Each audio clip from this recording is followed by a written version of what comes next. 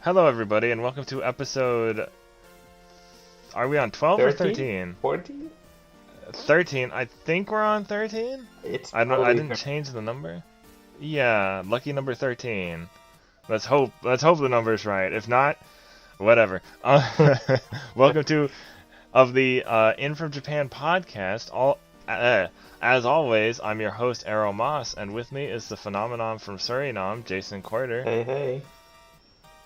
And this is the podcast where we talk about the latest news on Japan-developed games and other things in relation to them, which is available on Spotify, Podbean, and YouTube. Other podcast services to be determined, if any. So as always, we're going to start with some of the games we've been playing. And before we get into stuff about a little bit about like Animal Crossing stuff that's been happening recently, I want to talk about like the other games we've been playing. So I have been actually playing Bubble Bobble 4 Friends, which just came out on Tuesday. Yeah, it came out on Tuesday. I just beat it a little before doing this podcast. Because it's only it's like 5, what is it? Yeah, it has like, it's 5 sets of 10 stages. Okay. So it's only 50 stages, and then at the end of each stage is a boss. And then you have... So basically so what makes it different from like at least the original Bubble Bobble, since I haven't played other ones, is like after you beat a boss, you get equipment that gives you different like bubble abilities. Like one can make your bubble range longer, one can turn your bubbles into bombs, stuff like that. So that can help with specific stages. And then there are these bouncing enemies that are the bane of my existence. Yeah. Because they're the hardest to pin down. Is it any difficult? Or is it... A little bit. I was playing it on normal difficulty, and I just unlocked the hard difficulty. So what happens is you have 4 lives, but you get hit once and you lose 1 life. So it's a little trickier that way. Especially in later levels. And then if you get 3 game overs, you have the option to use invincibility. So, and then, nothing can kill you. Okay. I had to use it on the last boss, because the last boss was pretty hard. But otherwise, it wasn't too bad, because when you get a game over, it just restarts the level. You don't have to, like, start completely over from the, like, beginning of the world or anything. Well, yeah, it's pretty logical for a puzzle game. Like with Tetris, you have the same issue. If you fail a level, you just start from the beginning. Yeah. And that's good. I don't want to say like, oh, maybe it's not worth $40, but like, it's good. I haven't been able to play co-op because unfortunately it's only local co-op, not online. That's a bummer. But however, Taito did recently announce that they're going to add a free update with more stages and put in fan favorite enemy character Baron von Blubba the Ghost Whale. Well, I trust Kinda surprising. You know exactly who that is, because I had no idea. Yeah, it's the Ghost Whale from... You've probably seen like a sprite of him somewhere. But yeah, he's from the original Bubble Bobble. It's kind of weird they didn't have him in the first place, but I guess they felt like they didn't need him yet. I don't know. Well, funny you should mention Bubble Bobble, because now I just remembered that I actually used to own a Bubble Bobble for the SNES. I don't know what it was called again, but it was pretty fun. That may have been... Let me look it up. Bubble Bobble. Okay. I see Puzzle Bobble, but I don't see Bubble Bobble on SNES. I just see Puzzle Bobble. That's interesting. Maybe Bubble Bobble 2? I'm pretty sure Bubble Bobble Part 2 is like has weird releases too, so I wouldn't be that surprised. I mean, Part 2 is still on NES and Game Boy. That's what I'm reading here on Wikipedia. Are you sure what you had? Maybe it was a bootleg. I don't know. No, it definitely wasn't a bootleg. I mean, back then it A was good bootleg. Was all digital games. Let's see. No, it doesn't say. Yeah, it doesn't say. None of Let me just none of these are on Super Nintendo. Bobble, SNES. Yeah, that's what I googled too. But I'm looking at this. I don't see. Oh, it's named Bust a Move. Oh, that's right. Yeah. Right. It was Bust a Move / Puzzle Bobble. That's Puzzle Bobble, right? Okay. That's not Bubble Bobble. Probably Puzzle Bobble. Which I have Puzzle Bobble 2 on Switch. That's a great game. And the nice thing about Bubble Bobble for Friends is that it comes with the original Bubble Bobble. Like the original arcade Bubble Bobble. So it looks a little different than like the NES port.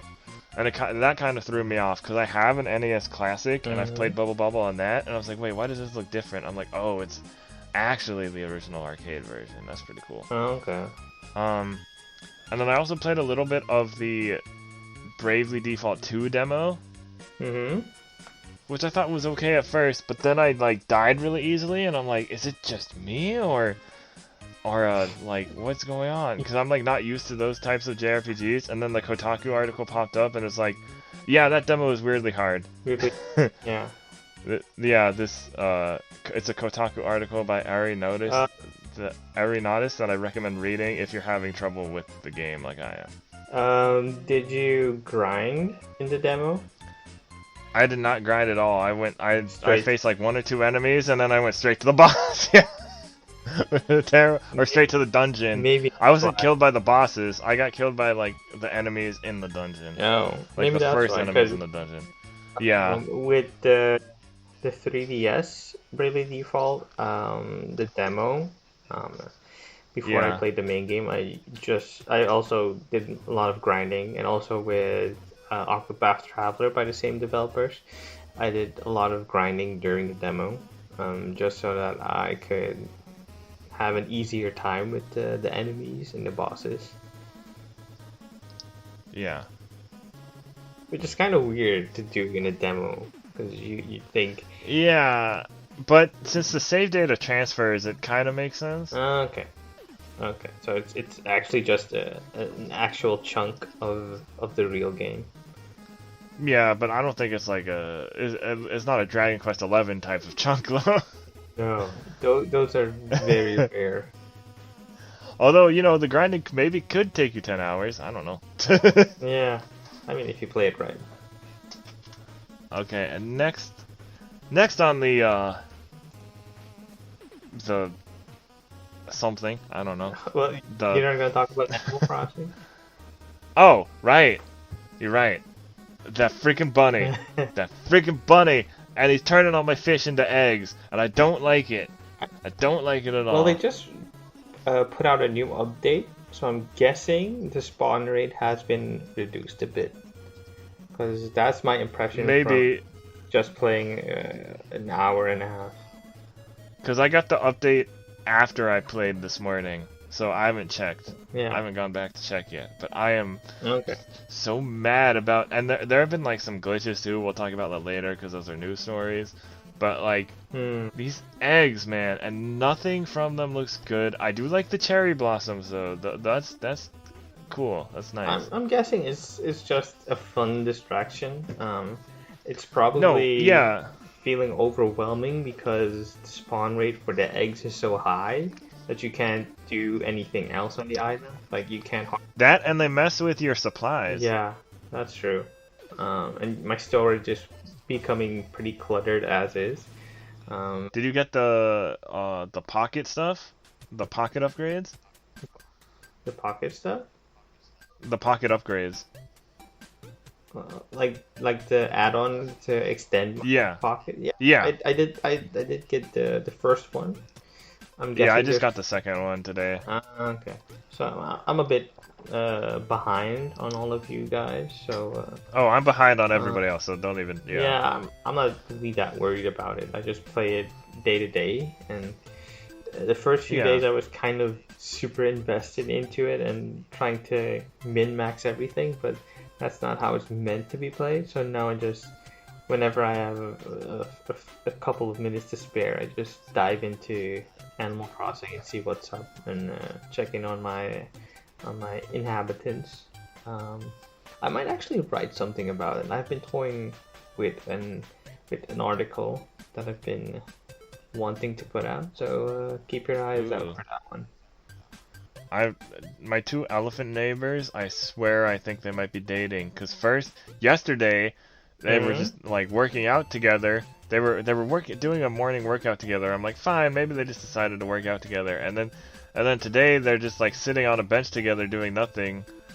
Well, I think one was like eating something and the other one was just kind of sitting there. And I'm like, are they dating because they're both elephants or something? Because I don't know if the game's trying to imply something or just probably being friendly, just pals, just hanging it's out. just like it's just funny because it just seems like I'm like, did the game do that on purpose, or if I had put a different neighbor there? Because I did actually put them to live next to each other, Yeah. so I wonder if I put somebody else there, that still would have happened.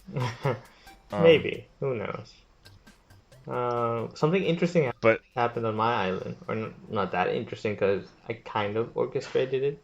Like, when I was visiting one of the other deserted islands, I found someone named Sherry. I think she's a teddy bear-esque animal, and I invited her to live on my island. And what's ironic is my island's name is Aloha State, after the third series of Terrace House. And Sherry is an ex-member of Terrace House, and she's pretty notorious during that run of Terrace House. So I was kind of scared for a bit, like, oh no, Sherry's on my island, oh no. But so far so good. She gave me a basketball as a present for helping her out. So that's cool. nice. Yeah. And then there's the do you know you can catch the balloon presents with a bug net? The sakura petals? No, the balloon presents. The balloons? Yeah, if you're close enough and you have like one of those you have like an upper level, and the present is close enough, you can catch it with you can pop the balloon with a bug net. Wow, I did not know that. I'll have to And I also started The Legend of Heroes Trails. Oh, hold on, I have one more thing to say about Animal Crossing. I need to get bamboo, and I keep forgetting to go to the islands, or I don't have enough points for a Nook ticket, and I need bamboo because I want to put bamboo stalks all over my island. Wait, how do you not have any Nook miles? They're not that expensive or that hard to come. No, it's just because I'm not doing that much daily, and then like they don't give you that many points, and then like because I'm playing other games and stuff, and it's kind of hard to balance everything. And then with the pocket stuff really got me because of like 5,000 points for the first one, and then 8,000 for the second one, and you have to save up those points first. But now that I have all the pocket stuff, in like tomorrow, during my session, like either tonight or tomorrow, should be good. Okay. But it's like I've just been waiting to get bamboo, but then I'm like, oh, but I need to get other stuff because it'd be so much more beneficial if I have it at that point, because then I can get more and have more stuff at one time, and you know. Yeah, and I got some turnips. I just try to check the prices every day. I still have check what the hot item is. I still have yet to encounter Turnip Lady. I think she's only on Sundays. Yeah, she only comes by on Sundays. But I didn't unlock her yet, so yeah, it's gonna take a bit more time for me to jump into the stock market. Yeah. What were you saying about Trails of Cold Steel?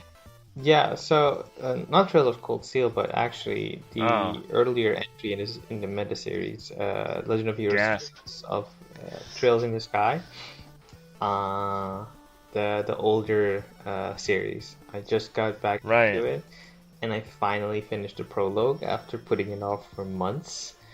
Like, I was so amped up to get it, and it was finally on sale, so I got it, and I was super happy. But after after playing it for about 25 minutes, I stopped for what feels like 3 4 months. But I just got into it again, and the ironic thing is the battle system is very reminiscent of Grandia, and you know me, I love Grandia, and I think it's probably the best JRPG battle system. So it being very similar is just the icing on the cake for me, and I'm really eager to get back into it. That's cool. I really have nothing to add to that, It's to be honest. it's a pretty small title in the grand scheme of things. Not many people seem to be talking about it, but those who know, they know. And the homie Michael Hyam is a pretty huge fan of the Trails series and the Legend of Heroes Oh yeah. series in general. Yeah, I don't know if I said it on this podcast, but I was playing the Trails of Cold Steel 3 demo a while back, and I was like, I tweeted about it, and Michael Hyam responded with like the eye emoji, and I was like, Michael, why are the cutscenes so long? And all he said was, listen. I mean, I was like, oh, the cutscenes are so long. it's pretty par for the course when it comes to JRPGs, because JRPGs are pretty story heavy. Okay, but like in a demo, and the cutscenes are like really long, and this is the beginning of the game, so I'm just like, okay, this is not how you get me hyped for your game, you know? You're like, get to it. I'm on a time. Yeah. Like, it's not like I'm not interested, it's just like, I wasn't expecting this, this is the beginning of the game, you gotta get me hooked now. I like the gameplay, but you can't just exposition the crap out of me like that right there. Oh, yeah. I still have yet to get into that one. Alright, so now moving on to the next section of the podcast. That's what I meant to say. That's what the word I was looking for. We all got quarantine brain now. Yeah. It's all funky. So, we don't have any recent movie or TV impressions. We may start doing some anime movie podcasts as a spin-off of this one. So, maybe look forward to that. Let's just say, which movies? Let's just say, Believe It. But,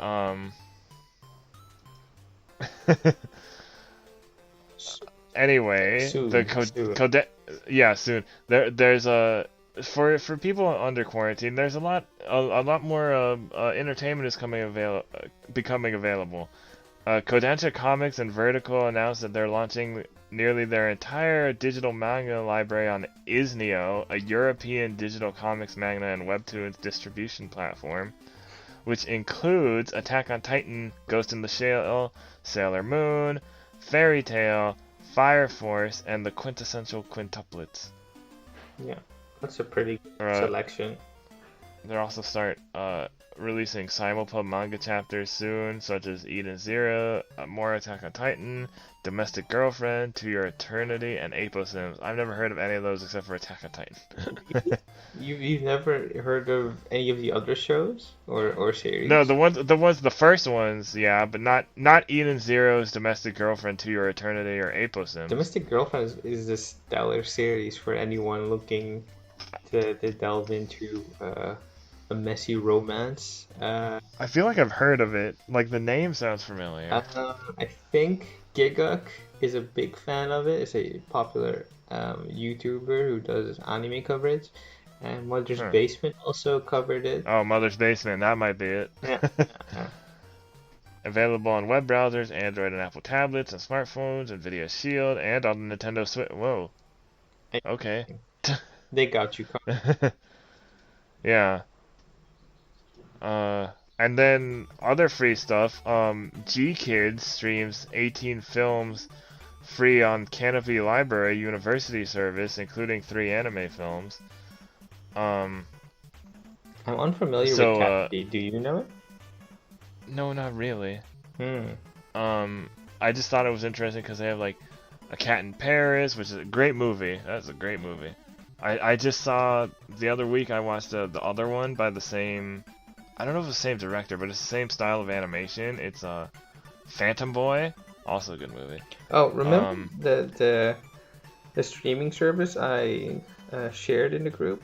What was it called again? The '90s anime thing. Retro. Yeah, the anime thing. Retro. Something. Is it Retro Wave? Cause I shared that with No, Retro Crush. Retro Crush. Yeah, that's what it was. So it's also streaming free anime and movies, and it's a pretty deep collection from the 70s, 80s, and the 90s. And some old school hidden gems. Great Teacher Onizuka, I think, is on there. Yeah. The area anime I forgot is there, like Zerum, Cat Eyes, a lot of good stuff. Yeah, none of that is stuff I'm familiar with, but it's like stuff I've probably heard of. So I'm just like, Yeah. huh, all right. Too bad it's not available in my region, but if you're Dang crafty, it. you know how to make it available. That's all I'm saying. Let people have things. Yeah. And just a little side story. This is also entertainment, but it's not really to do with like the video games we talk about and stuff. But Magic the Gathering's next Crossover. set includes a Godzilla crossover. Mm-hmm. So they're making a special promotional Magic the Gathering cards.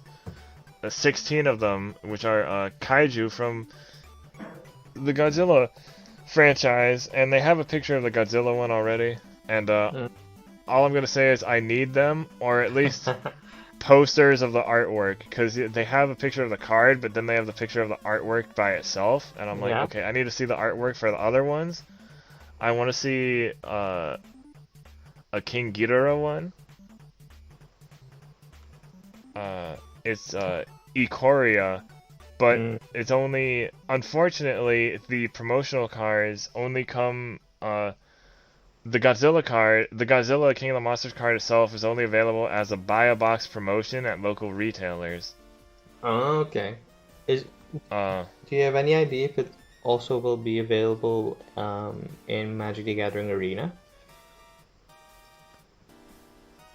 I have no... I don't think... This is an article from Polygon by... it says... Oh! This says the set, previously codenamed Cricket, will be available April 16th on Magic the Gathering Arena. But I don't know... It doesn't say whether the Godzilla cards will also be there. Oh, okay. I gotcha. It's just a little, like, promotion. It's not... It's kind of separate from... Because it's not, like... Because Magic has a lot of lore. And, like, it's... They're not... They didn't put... They're not like throwing Godzilla monsters into the lore. They're just saying like, hey, we're also doing this crossover thing as a separate thing for this booster pack, which that's really cool. Like, cause like, you know, Yu-Gi-Oh doesn't have, you know, stuff like that, but they definitely have the kaiju decks now, which are based on various kaiju like Godzilla, Ultraman, Gamera, all that, and their whole mechanic is based on like giving your opponent one of them, and then you have one of them, and they fight each other. So yeah, there's like that, and like that's just a cool thing to see an official crossover like that. Especially because I don't know if Godzilla, I mean not Godzilla, I don't know if Magic the Gathering, how popular it is in Japan. That's a good question. I know at the height it must have been popular because that's how Yu-Gi-Oh became a thing. And also Duel Masters, but like I don't know about how things are with it now in Japan. If somebody, if you're listening to this podcast and you live in Japan and you're a Magic fan, let me know. I don't know. I mean, Japan is pretty into card games. Yeah. I mean, you're telling me they just made a new Yu-Gi-Oh card game. I mean, I'm separate from the main one. Specifically off of all the anime I see floating out of Japan that's solely card game based, and it's not even only Yu-Gi-Oh! Like Vanguard, and you have Vanguard, yeah.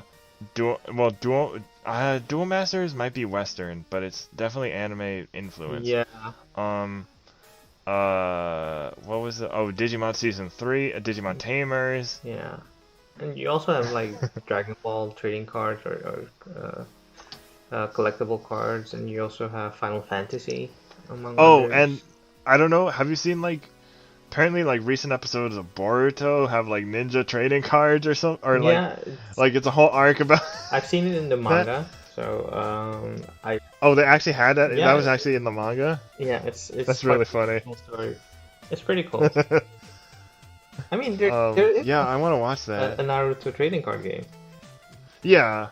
I mean, every, in the late 90s, early 2000s, every anime had a trading card game. That's true. I actually have one of the tinfoil cards. I think it's the 3 Sanin, or that's like double up. The Sanin, the legendary Sanin. Yeah. It's a pretty cool card. I got it with Shonen Jump manga. Oh yeah, when they had the promotional cards, yeah. And because Inuyasha had one, I got a pack of those. DBZ had one, I had a pack of those. Digimon had 2 here, and I think they have a 3rd one in Japan that's actually rising in popularity. Okay. That's more recent. Or Digimon might have had 3. Yu-Gi-Oh! Actually has 2, and then it's going to have a 3rd one coming out soon. Okay. And then like trading cards were like huge everywhere for everything at one point. Like if there was a TV show or like movie, you could probably find trading cards for it. I'm talking like Buffy the Vampire Slayer, Star Trek: The Next Generation. There was a comic book shop downtown that we used to have. I mean, they're a chain, like a local chain. We still have a few of them called Comics and Stuff. And the one downtown, it had this whole like section of old unopened trading cards from like various series. So I always like looking through there to see what the weirdest thing I could find was. I mean, but yeah, so we had those. I think I have Magic the Gathering Arena. I just need to, or it might be on my other computer. I also have it on my old laptop, and I played it a bit. I did not understand very much of it. Like, it's not a hard game. No, it definitely. I mean, to understand, it's just like the way they do it is like kind of weird. And it doesn't help that my brain is totally hardwired for Yu-Gi-Oh! And Yu-Gi-Oh! Only. Or Hearthstone at the very least. So anything that's not any of those two. Speaking of which, if you ever plan on getting the Yu-Gi-Oh! Game, the newest one, don't get the Switch version. Is it that bad? It's the only one I've seen with, like, because apparently the new ones, the ones for Steam, Xbox One, and PS4, they run a lot better. And even though the Switch was the first version to come out, it still has a lot of like crashing problems and otherwise it's fine. Besides like the crashing problems, it's fine, but it's really annoying because it always happens when you're about to win. And it's not just a me thing too. There's an article I put in the recommended reading that said the same thing. Oh. So I'm like, oh wow, so it really just is a thing. Yeah. Konami just does not want you to win the game. Yeah. So I was thinking about like, well, maybe I'll just get the PS4 or Steam version at this point, but then I have to redo everything. But I'm like, that doesn't sound that bad. I got time. We all have time now. Could make content out of it. Yeah, exactly. But it's also $40, and I just spent money on a lot of other games, so it's just kind of like Yeah, just wait on a sale. Like I also already have it, so it's just kind of hopefully there's like an update for the Switch version. I'm not holding my breath, but yeah, I mean, I don't want to go overboard myself. Like Final Fantasy VII Remake is coming out pretty soon, and then I just pre-ordered that, so I'm not gonna. Persona 5 Royal just dropped, and Yeah, not getting that. I mean, I'd like to get either of those two, but something I've seen propping up about Persona 5 Royal is that it's a shame that it's not DLC and it's a whole full-fledged game that you have to pay $60 for. So I might be waiting on a sale for that one. Yeah, I'd say you should do that. Yeah, but what's also keeping me from buying any of those two is that, or Resident Evil 3 for that matter, is that the Jedi Fallen Order and Control Deluxe Edition are both on sale now, so yeah.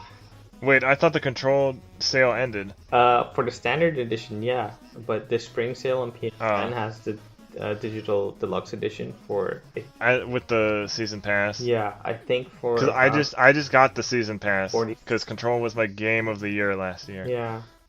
So it's going. But also, that's not a Japanese game, so let's move on. Yeah, plenty of sales, So if you're looking for a game to play, there's something on sale that you could probably afford. Yeah, check my Twitter feed because I usually post about good deals. He also posts about the podcast, so that's also good. Alright, so the recommended reading, we have The Fartman Cometh, celebrating the many, or recommended reading, watching, and listening. I should have said that before.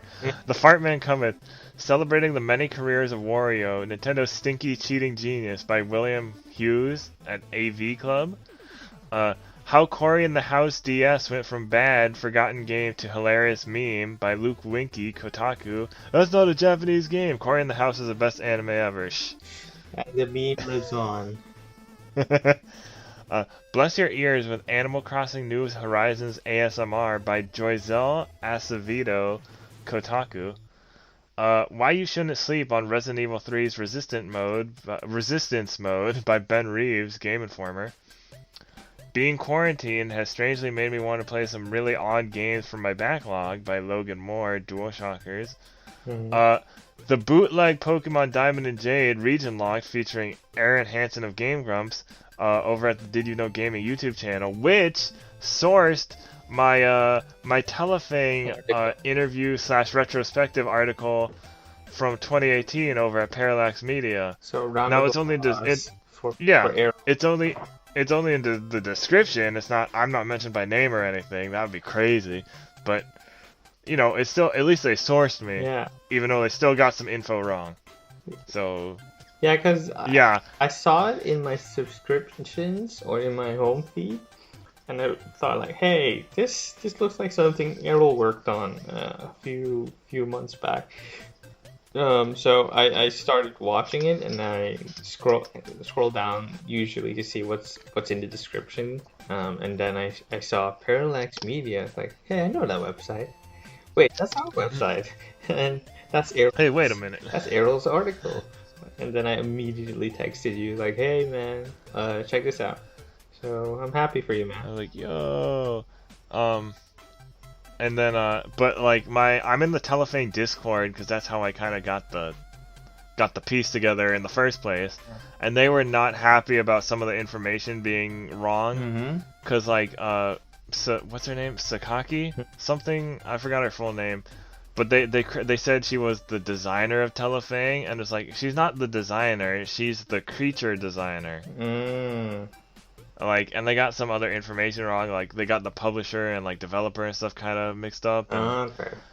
And I'm like, did they really do that much research, or did they just like skim this stuff?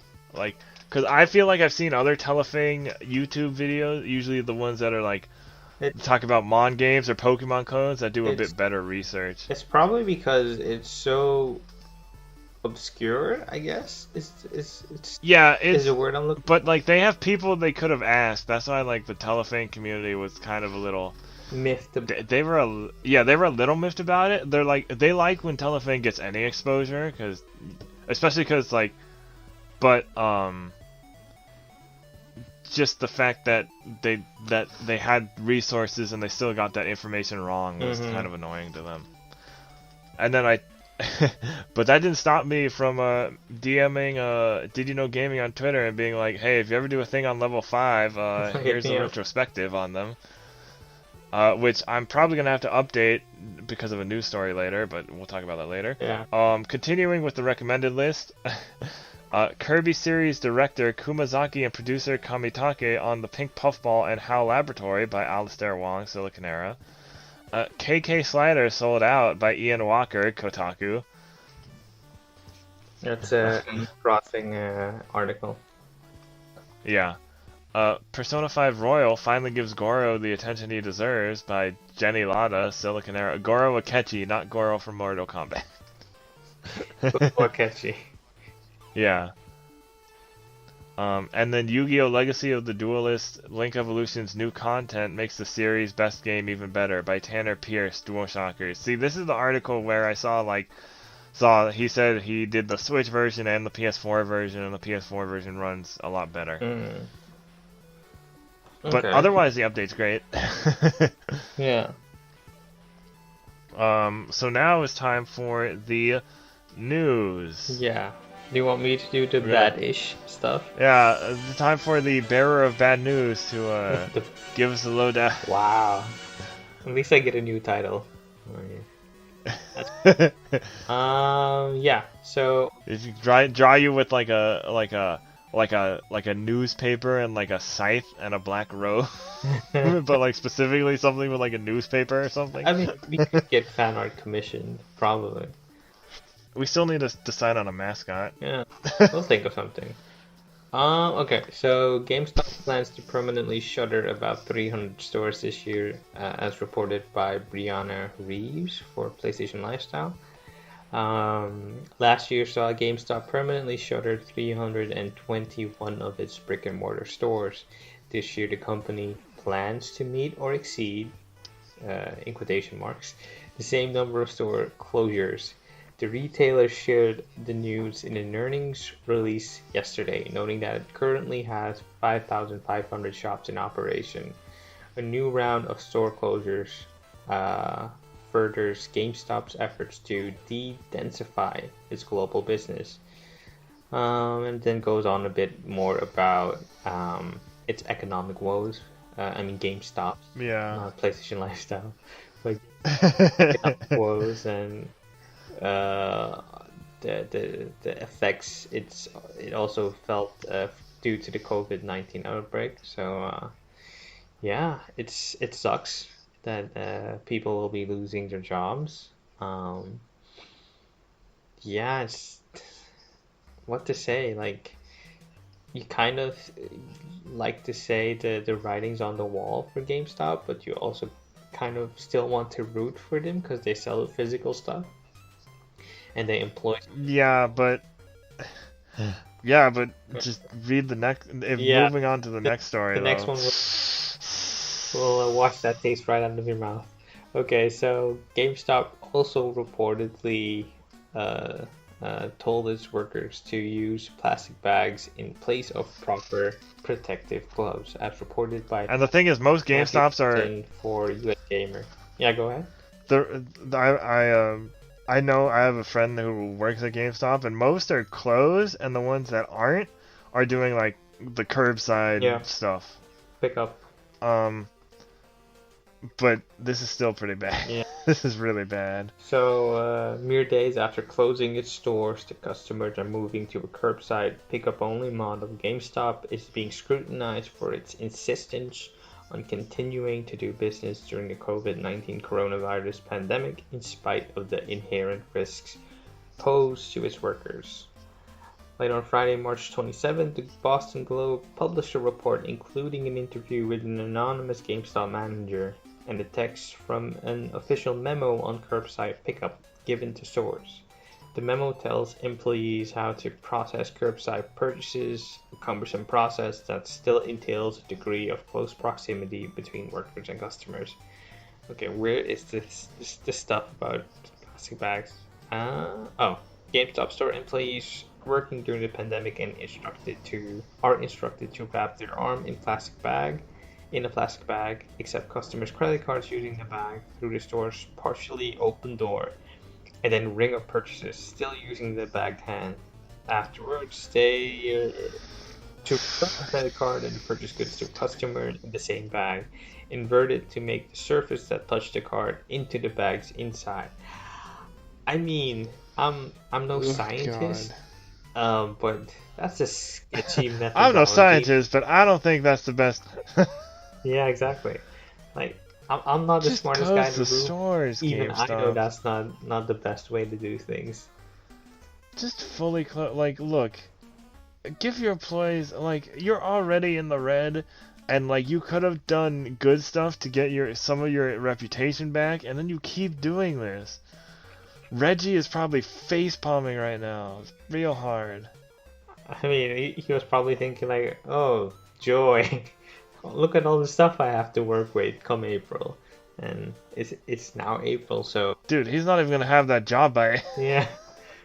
So if they keep... At this rate. If they keep messing up like this, he'll probably have no company to work for. Oh yeah, because his teaching job, like Cornell, probably closed because all the schools. Although I'm sure Reggie's pretty loaded from working for Nintendo and stuff. I wouldn't. He's probably sitting on a comfortable nest egg. We don't want to speculate, but he'll be okay. He'll be okay. Probably comfortable. Reggie should start like live streaming. Yeah. Playing Nintendo games. That would be cool. I mean, I'd like to see him branch out to other publishers and other makers of content. Or that, yeah. Like, what is his opinion on The Last of Us or Sea of Thieves, for example? Like that could be interesting. But I'm pretty sure he has such an affinity and loyalty to Nintendo that's probably hard to shake. He can make a series called My Stream is Reggie. Yeah, good one. Okay, next up, head of Xbox Game Studios talks unique challenges posed to the devs during pandemic. Also by Matthew Olson for US Gamer. As the COVID-19 coronavirus pandemic wears on, those who are fortunate enough to not be sick and whose jobs now entail working from home likely face a harsh learning curve, especially in fields as demanding and team-oriented as game development. Matt Booty, Microsoft's head of Xbox Game Studios, has released a new statement on the status of its first-party developers. While there are no delays to be announced at this time, Booty acknowledges that the studio leaders will need to make difficult decisions regarding their teams and games. Okay, so the statement reads in part as, we know that gaming connects people during times of social distancing, and we are committed to delivering the highest quality Xbox Game Studios games. Wow, that's a tongue twister. For a community of players. At the same time, the health and safety of our XGS development teams is our top priority. Each studio is facing unique challenges and constraints depending on its particular location, and many of our external development partners around the world are similarly affected. We are supporting our studio leaders to make the right decisions for their teams and their individual games during this challenging time. Yeah, so not exactly bad news, but they're acknowledging that during this situation, everyone is facing huge challenges in this business. Like working from home is a possibility for a lot of studios, or most studios, I should say, but that does not guarantee that that they can finish a game within the same time frame as if they would from within the studio. Yeah, with big studios it's a lot harder. I imagine with like indie stuff, a lot of them are with like indie games, a lot of them might be working from home anyway. So they might already be used to it. So I think what we're gonna see is, and like I know we already see a lot of indies already, but I think we're going to see, for a while at least, we're going to see less AAA games, more big games seeing delays, but more indie games like coming out, not in place of them, but just like getting more attention. Yeah, because which isn't the worst thing. That's true. To be honest, like indie games and PC games have been mostly digital, I want to say. Yeah. And gamers are pretty accustomed to that delivery method, so it's not like they were planning to go out to get physical copies of these games. Yeah. And it kind of feels like indie games are getting their time to shine again. Um, which is, I mean, they've been shining, they've been like rising in popularity, but now I think you're just gonna see a big yeah, but jump. yeah, I mean, of course, indie games have been doing pretty well, but I mean, as in having a very particular focus on them, as Yeah. was the case a couple of years ago, where every little indie game seemed to be having massive waves in the gaming industry. So interesting times are ahead, definitely. Yeah. Okay. Next up, Xbox and PlayStation Eye impact of coronavirus on game development, as reported by Tom Phillips for Eurogamer. And there is more on this later in the other news, so I don't know how much of the so I don't know how much the information will repeat itself, but it should be okay. Okay. It's just all like related. Have both issued statements on the possible impact coronavirus may have on their first-party Xbox and PlayStation games in development, like I just mentioned in the case of Mad Booty for Xbox. Neither platform holder has announced game delays as yet, while the crisis ramps up in Europe and North America, where each has many major development studios. However, each company has warned delays remain a possibility. Okay, I've read that about Mad Booty. Let's see, where's Sony? Okay, although no issues have emerged so far, the company wrote, Sony is carefully monitoring the risk of delays in production schedules for game software titles at both its first-party studios and partner studios, primarily in Europe and the US. So more or less the same thing Mad Booty said for Xbox. So yeah, start digging into your backlogs, kiddies, because it's looking like a whole lot of big releases are gonna get delayed.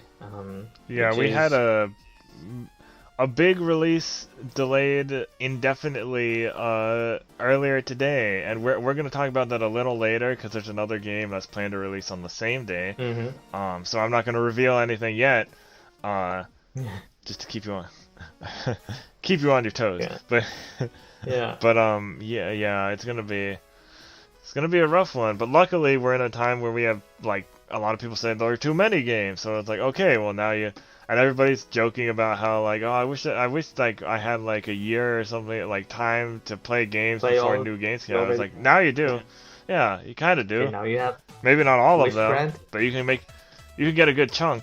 Yeah. Yeah, this was some monkey's paw type. Yeah, like I was recently thinking, hey, I could actually complete an RPG a month.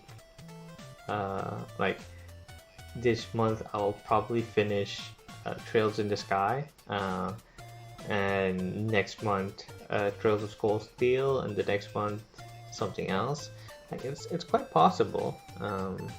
Yeah, I could finish all my Dragon Quest games. Yeah, but then it also starts feeling like a job when you have to plan in your gaming time and in which title you're gonna tackle next. That's true, but then you can make more content out of it, so then it does kind of become a job anyway. So yeah. Okay, moving on. Summer Games Done Quick postponed. Online Corona relief event announced for April. This also comes from Eurogamer as reported by Matt Wales. This year's Summer Games Done Quick charity speedrunning event has inevitably, given current global events, been postponed, but its organizers have unveiled a new online-only money-raising event, Corona Relief Done Quick, due to take place in April. Okay, and has a bit more information on it, and the recent stats, or the stats from the most recent Games Done Quick activity. So yeah, it's good to see that companies and like Summer Games Done Quick or like big conferences are able to pivot to another platform, like digital only.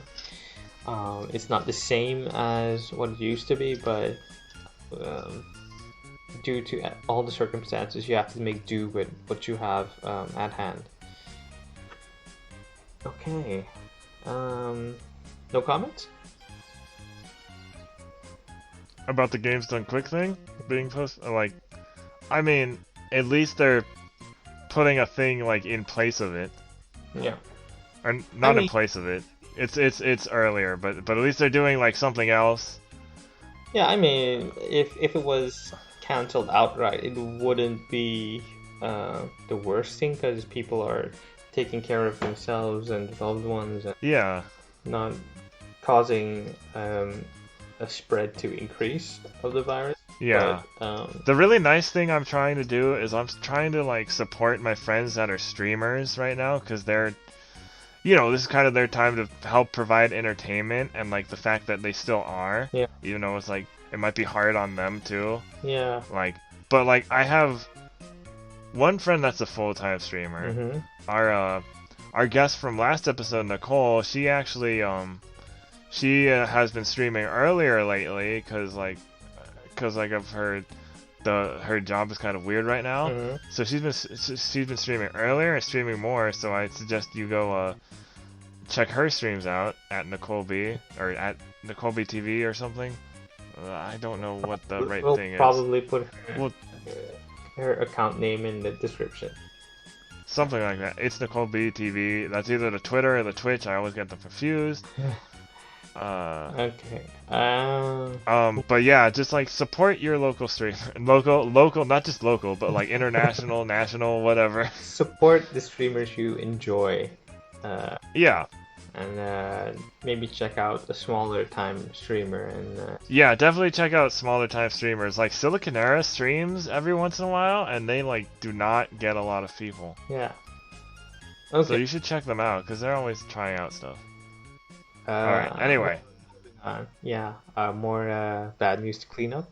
Kojima Productions working remotely following staff members' COVID-19 diagnosis.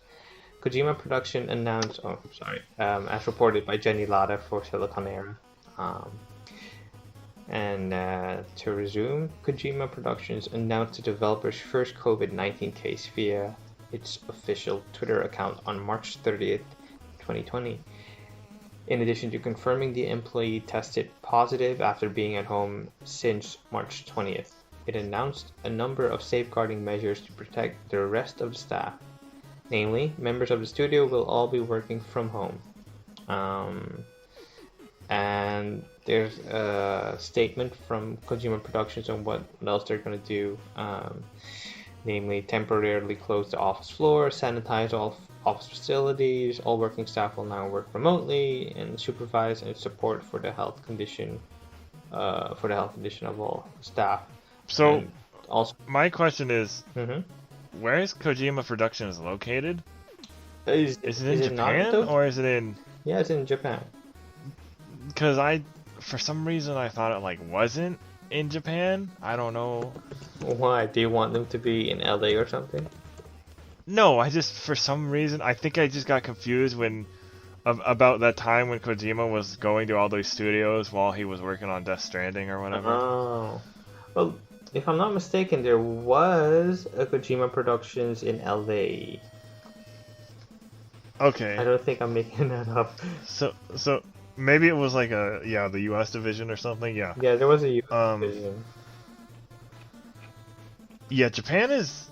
Sorry, I didn't mean to interrupt you during the middle of the article, but like, Japan seems to be kind of weird with this whole virus thing, because at first there were reports like, oh, Japan's doing fine. It's like, no, it's not that they're doing fine. It's that, one, in some ways they're more health conscious because they wear masks, and Japan is, having been to Japan is very clean.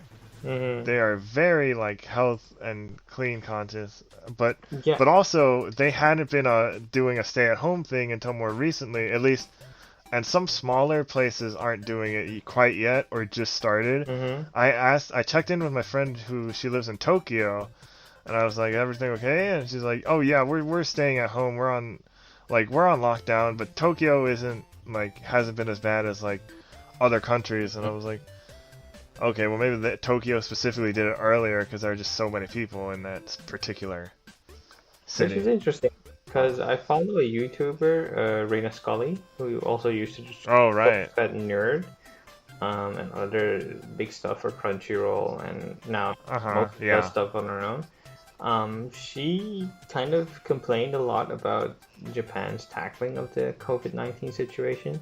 Yeah. She put out a video last week, I think. So I should check that out and see what's it all about. Yeah.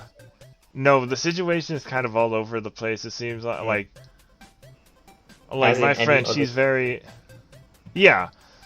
So like my friend, she's very not very.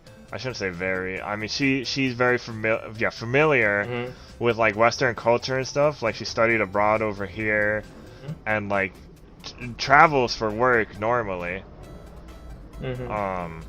So like she's very aware of. She's just very aware of global stuff. So I figure she would have she would know certain things about that. On the situation.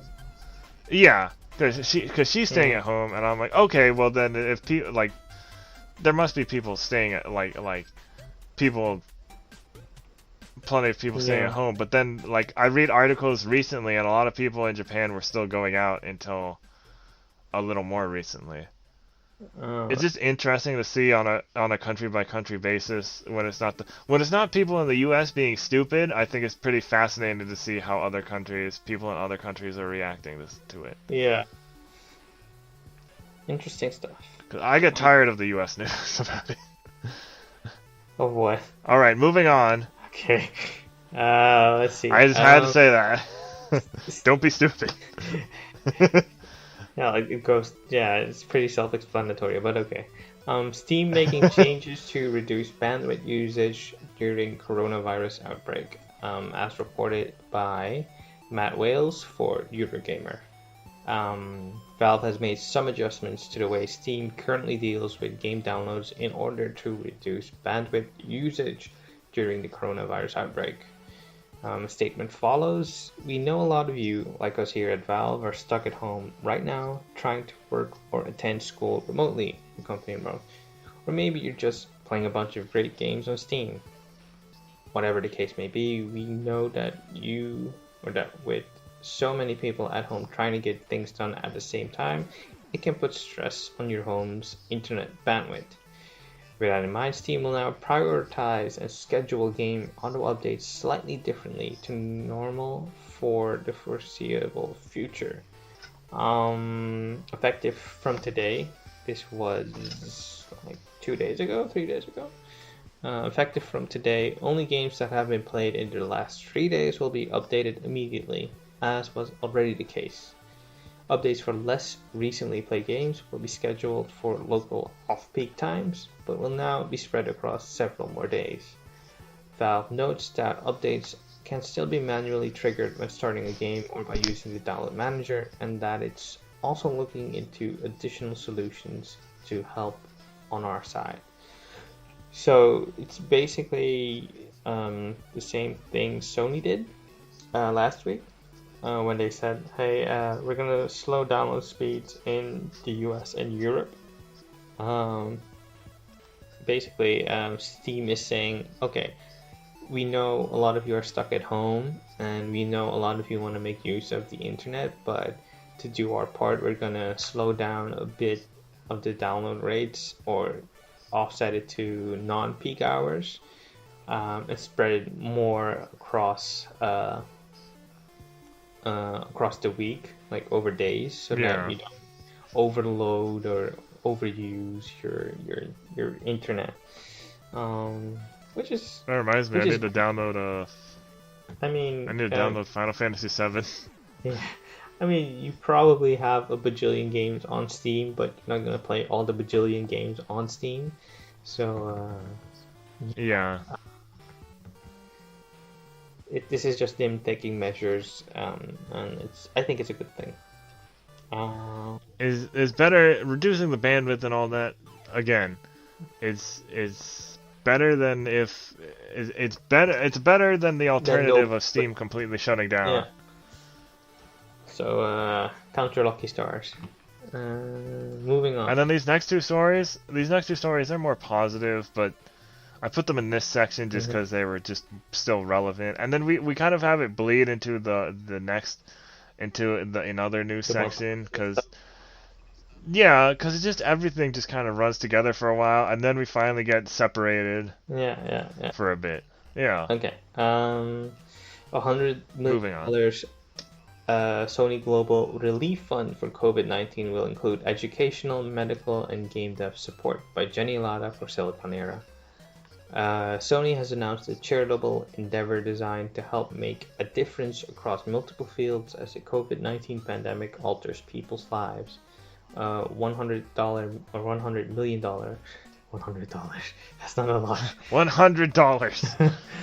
$100 I'll buy your entire stock. $100 million Sony Global Relief Fund for COVID-19 has been launched to help the medical professionals and first responders facing the pandemic head-on, the teachers and students who find their daily school lives altered as a result of social distancing and the virus, and the game developers, movie staff, and musicians who have seen their projects halted or ended. The endeavor will also see the company matching its employees' donations, though the limits and scope for it haven't been announced. So that's a good move from Sony, helping their people in need, not just their own people, but like first responders and medical staff, which is a very neat thing for them to do. Some might argue, why not donate more? And yeah, that's a dicey subject. Like I think it was last week or this week when Bill Gates and Mark Zuckerberg announced that they were also donating millions of dollars. Everyone was like, but it's like, and the people's like, you could donate more. It's true, they could donate more, and I don't know how it all works or how the money is tied up or why they're not donating more, but because they have money for several lifetimes. Like, nobody needs as much money as they have. Yeah. Even during a global pandemic. Yeah. Like, okay, they could donate more, but the fact that they're donating now is also a good thing. So we shouldn't, especially with all the damage Facebook has done in the past. Like, Mark Zuckerberg should be donating more. Yeah. Specifically, I don't know much about Bill Gates, so. Well, Bill Gates has said or has pledged to donate the most of his capital to foundations and charities. Yeah, and he has his own too. Yeah.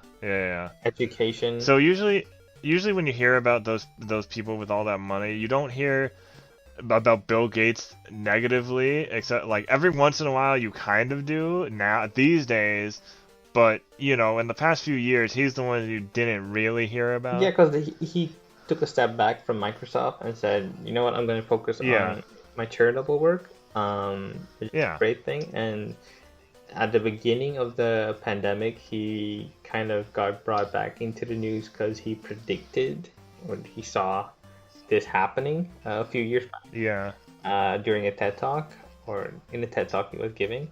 And it's kind of ironic to see him being attacked now for his donation.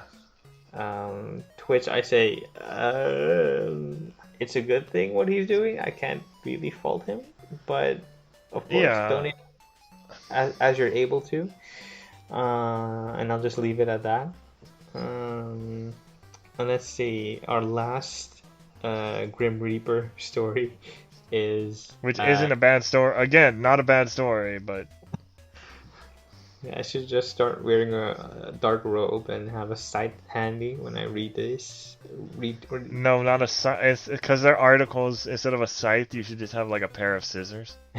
That works. Okay.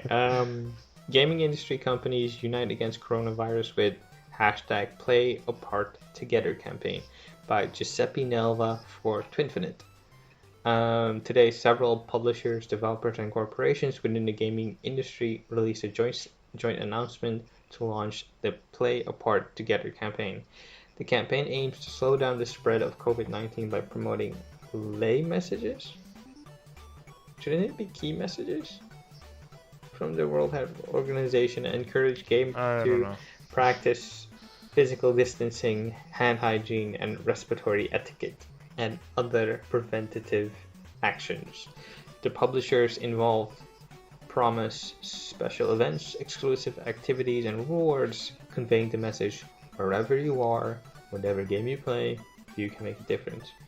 Which is a nice tagline, if I say so myself.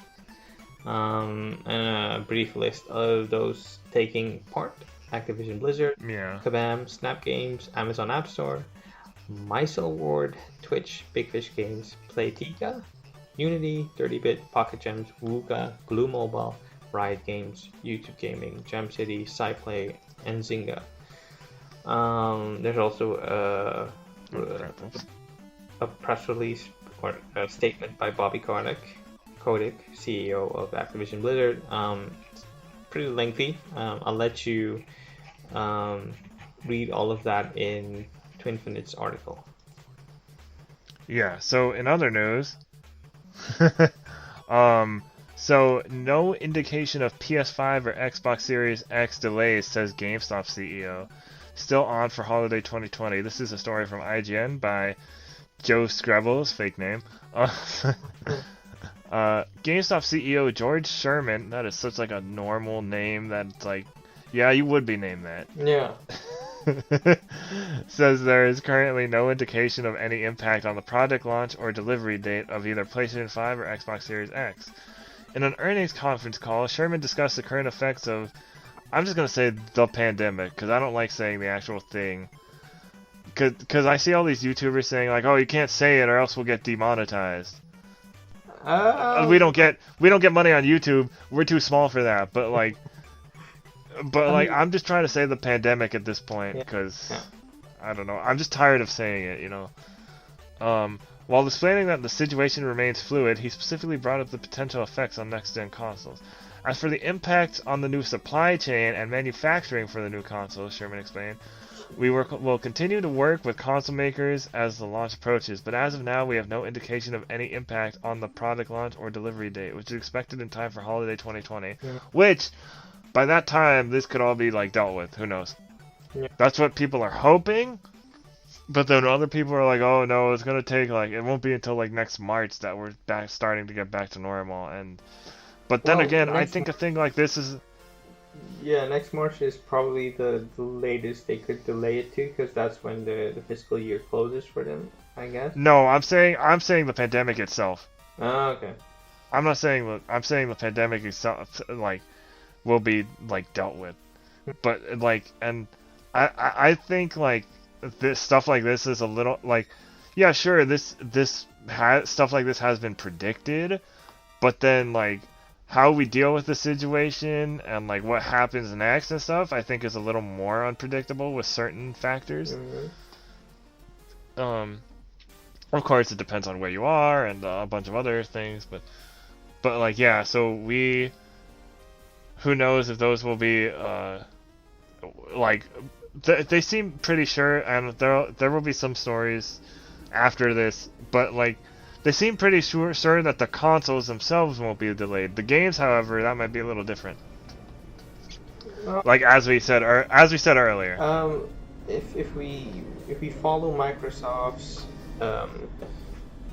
their like press cycle regarding the Xbox Series X, they seem pretty confident in delivering consoles for holiday 2020.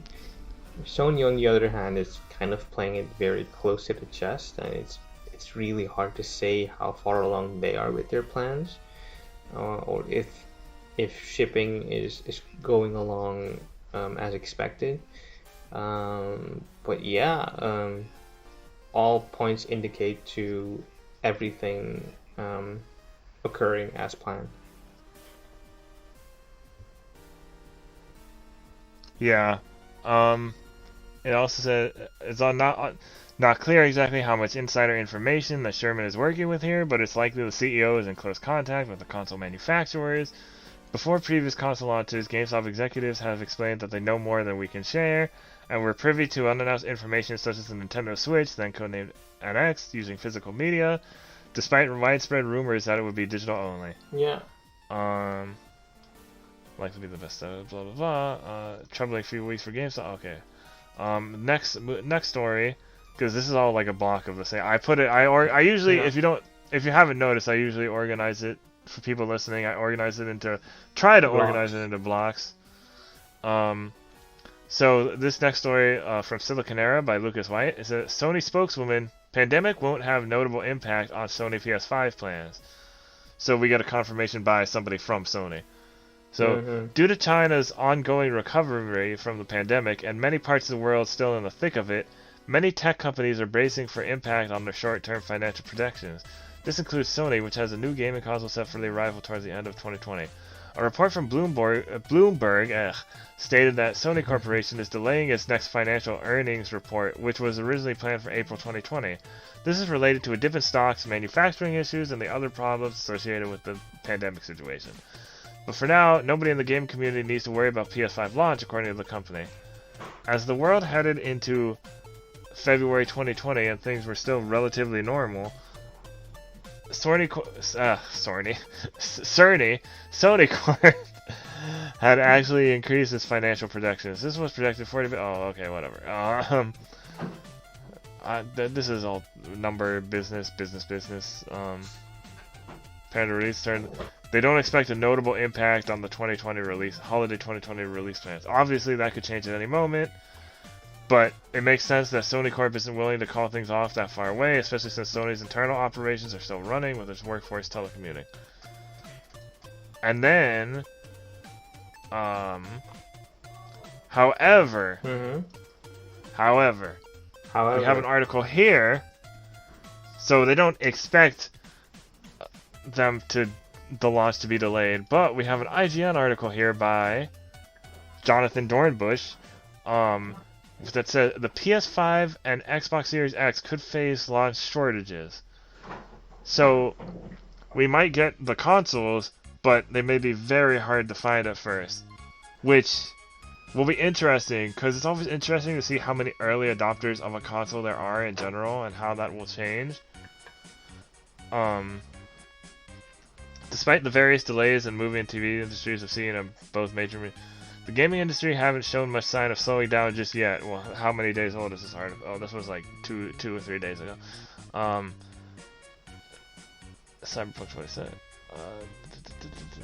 As far as any launch delays goes, the answer remains as uncertain as the extent of the pandemic's impact on the world, and given how far out these consoles are meant to launch.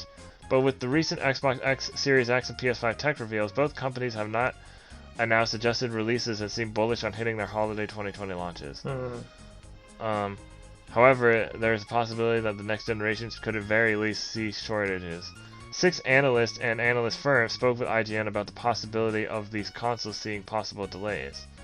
And you're probably gonna have the situation where people won't be flooding into stores to get their consoles, so sales will probably also be slow during the first few weeks.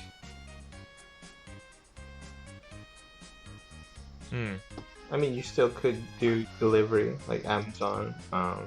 Yeah. But yeah, it's probably going to be a bit slower in the first few weeks. Several analysts agreed on one thing.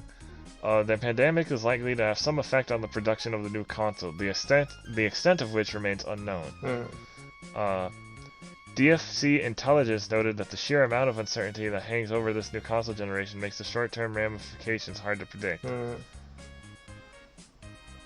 We expect that demand will be greater than supply, probably by a significant margin. The only certainty is uncertainty, and anyone who says otherwise has a crystal ball we don't have access to. Certainly sees effects and increase in demand as countries adopt shelter-in-place orders. Oh yeah, saying stuff about Steam and YouTube and all that. At some point, if product is limited or price of components becomes too high, Sony and Microsoft will have to make a tough decision about whether to launch in very short supply or delay launch until the supply chain is comfortably running. We do not expect this decision to be made in the short term. It's highly likely that we will be well past the curve of the pandemic in most areas where manufacturing takes place by the time manufacturing must commence in June. Let's hope so. That suggests that both consoles will be in stock by November, so I don't expect a delay in their respective launches. Yeah, so it's a pretty long Article. It's a pretty long article. I don't want to like get into all of it, but basically, even if they're not delayed, we could see like very few of them out in the wild at first, which is fine. I mean, not everybody. Most people don't plan on getting these things at launch anyways, and also there's a huge, I don't know about globally, but at least in the US, there is a huge rise in unemployment. So people aren't going to have the money, might not have the money to get well, maybe by December, but like, who knows? Well, people are probably saving up for a holiday purchase. Yeah, but the thing about that is the whole pandemic, it costs a lot to, dealing with a pandemic can cost a lot. Yeah, that is true. And the next thing is Phil Spencer says Xbox Series X's launch likely won't move even if Halo Infinite is delayed. Spencer says the Series X's onboard software needs to be all there for launch, but games are another matter. By Matthew Olson at US Gamer. So he basically, oh yeah, it was an IGN. I forgot it was an IGN. So it's US Gamer reporting on an IGN. I should have gotten the IGN one, but so yeah, it's him just repeating like, yeah, Xbox Series X should make the launch.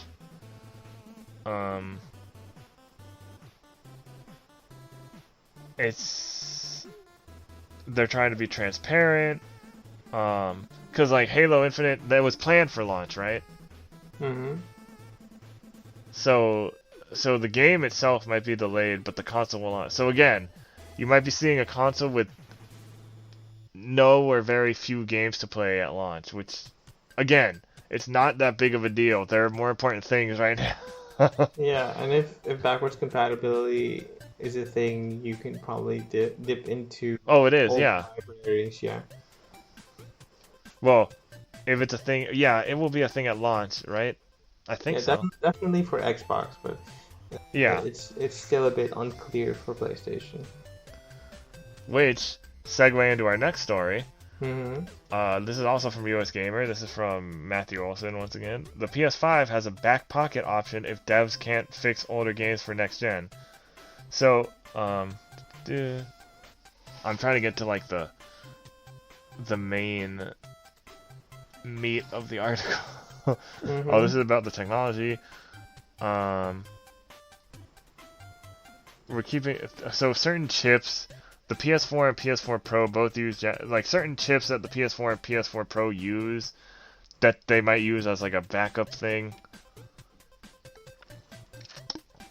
Just because the PS5 has more power doesn't mean the result of running PS4 titles as is will always be the higher frame rates and smoother gameplay, especially for titles that have been designed to eke performance out of the PS4 and PS4 Pro's particular architectures. A difference in timing could lead to incompatibility or undesirable differences in performance and speed. Yeah. Presumably, as Ledbetter explains further in Digital Foundry's post-interview analysis, if the PS5's power isn't a good fit for the title, Legacy Mode should ensure nearly identical performance that a PS4 or PS4 Pro would offer. Okay. Yeah, because you'd be simulating a PS4's architecture. Yeah, so they have like a... So I guess the main thing to take away from this is they kind of have a backup plan for the PS4 games that don't quite work right. Yeah, I shared a video today in the group about the next gen consoles, and there's a bit about backwards compatibility, specifically for sometimes we're the only ones in there. for PS4 to PS5, and just because the PS5 is more powerful does not mean it'll run better, it can also sometimes mean it'll run too fast, and that could also lead to unplayable if hilarious results. So yeah, it's a lot. PS5 potato mode. Yeah. Okay, we're finally done with that section. Oh my god, I'm so sorry. It's fine. There was just so much. We have a lot of other news, and this is actually more specific about games, so this is nice. Yeah. This is much more positive, not talking about delays, although they could get, things on this could get delayed, but we don't know about that yet, so let's not get ahead of ourselves. Oh, we didn't split. Well, we'll figure it out as we go. Mm-hmm. Okay, because I'm doing this story. Definitely. So this article, play the new game Ultraman B Ultra and become Ultraman yourself. This comes from the Subaraya website itself. An app game, Ultraman B Ultra, will be released in Japan this spring. I think it was also confirmed for localization as well. The game is based on the popular series Ultraman, airing worldwide on Netflix. Oh, the anime one. Please stay tuned for more news as we are preparing for fans outside of Japan. Yeah, okay. There are 3 modes in Ultraman B Ultra. The story mode, which is based on the story of the anime, with QuickTime events added to create variation. A real-time battle mode, where the player can combine their favorite characters to battle with others, 1v1 or 2v2. And the boss raid, where maximum 3 players can play together to fight against a powerful boss. Besides the story mode and QuickTime events, 2v2... Besides all the other stuff, the player can train and power up their characters, as well as listen to the new voices recorded by the new lines recorded by the voice actors of the anime. Yeah. They worded this weird. This is probably like a direct translation. Players can fully enjoy the world of Ultraman through this game. Characters introduced, as well as our newly designed Ultraman Suit Zero, aka the Zero Suit, which was inspired by our long-lived hero Ultraman Zero ever since his first appearance 10 years ago. So scheduled for spring 2020. So we're getting a cool little Ultraman mobile game that's actually getting released in the West, which is separate from the mobile game we talked about a few weeks ago. Yeah. Are you? So like, Subaraya is kind of firing on all cylinders for Ultraman stuff right now. Are you excited for this one? I mean, it's a mobile game, so like, no. Like, but also it's half Ultraman. excited? But it's also like Ultraman, so like, yes. I still need to watch more Ultraman. The thing about Ultraman is it doesn't have... It's not like Kamen Rider where it has a couple of standalone movies you can watch. Or like Ultraman is all series, so you have to sit down and actually like watch a whole thing. I mean, it does have movies, but they're the yearly crossover movies or whatever. Not year. I don't know if they're yearly, but they come out a lot. But yeah, a game based on the anime. I can't wait for season 2 of the anime. That'll be great. Whenever that comes out. Did you wish it was more based based more on the Tokusatsu series? I mean, no, because it is. It's a direct sequel to the. Well, the anime itself is a direct sequel to the first Ultraman series. So it's kind of related. Kind of. It's Tokusatsu-ish. Although it's much more, because it's anime. I would put it in like a category like anime Tokusatsu. Like it has Gridman. It has all the trappings of Tokusatsu, but it's just styled in anime. Kind of, because like nobody turns giant in this one, but it's because of like, since the first Ultraman technology has progressed and like they understand how certain things work a lot better now, and it's interesting. I definitely recommend it. It's only like, I think it's 12. It's either 12 or 26. I know it's not that long. Okay, I'll check it out.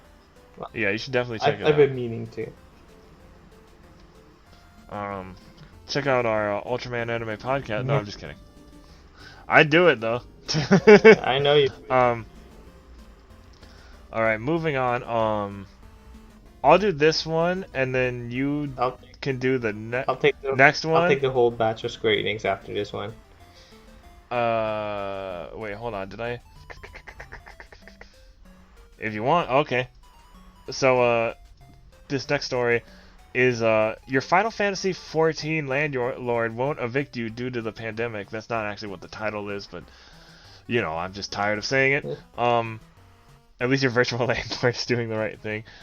News by Hirian Crier over at US Gamer. So automatic house demolition will be put on hold in Final Fantasy 14. So basically, if your house is there's like a countdown, and you can stop it if you by just entering your you enter your house and then it won't be demolished. Okay. Yeah, if you didn't enter your estate for 30 days straight, a countdown timer would be initiated and your estate would be demolished entirely at the end of the countdown.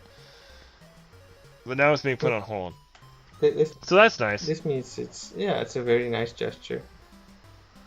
Cause like maybe you don't have time to play Final Fantasy 14 with everything else going on, so like you can be like, oh, I could do that, and then so you don't lose. Yeah, we don't blame you. Okay. That was a short story, but I liked it. Next up, we have Square Enix warns it can't control release date of FF7 remake, Final Fantasy 7 remake, street date already broken, as reported by Joseph Noob for IGN. The Final Fantasy 7 remake is just around the corner with an official release date of April 10th. Some people just can't wait, however, and have broken the street date, according to Eurogamer. Square Enix has also issued a warning, saying it can't control when the game is released in Western regions because of the various COVID-19 lockdowns. As you will be aware, many countries are limiting entry or closing their national and state borders and restricting the distribution and delivery of non-essential items, Square Enix wrote in a blog post.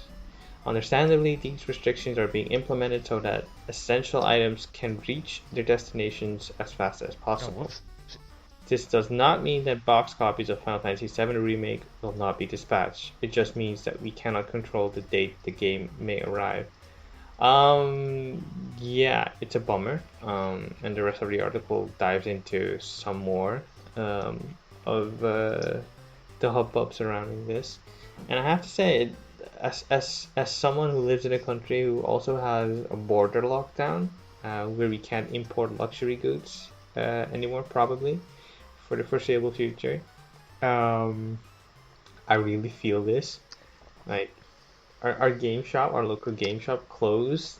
Not forever, but for the time being. And if I was interested in a box copy of Final Fantasy VII Remake, I wouldn't be able to get my hands on it. I thought about getting it because I was like, oh, I'll just go on Amazon and order one. Maybe it won't come out on the release. Who cares? And it was sold out, so I'm like, well, I guess I'll get it digital now. I'm probably also gonna get it digitally now. I just had to make sure I had enough room. Yeah, because that's all. Because it's 100 gigs. A headache. Yeah. But I have an external hard drive, so I'm good. Okay, cool. I still checked, I checked the number. I was like, okay, let me make sure, because I've been downloading other games, so I'm like, okay, I should be good then. Yeah. Okay, moving on. Square Enix accidentally deleted Final Fantasy IX on Steam, as reported by which is the weirdest Silicon thing. Era. This news story is from today. Yeah. And I just thought it was the funniest but weirdest. It's unfortunate, but I thought it's still pretty funny. Yeah, just like what? The short of it is that they recently pushed out a new update for the Final Fantasy game on Steam, and everything but the launcher was deleted. And if you take a look at the community forum for Final Fantasy IX on Steam, you can see the fallout. So basically, everyone is complaining that, hey, my game's not working anymore, or I can't launch it, or it deleted itself. And it's really unfortunate, and hopefully Square Enix rectifies this ASAP, because it's such a shame.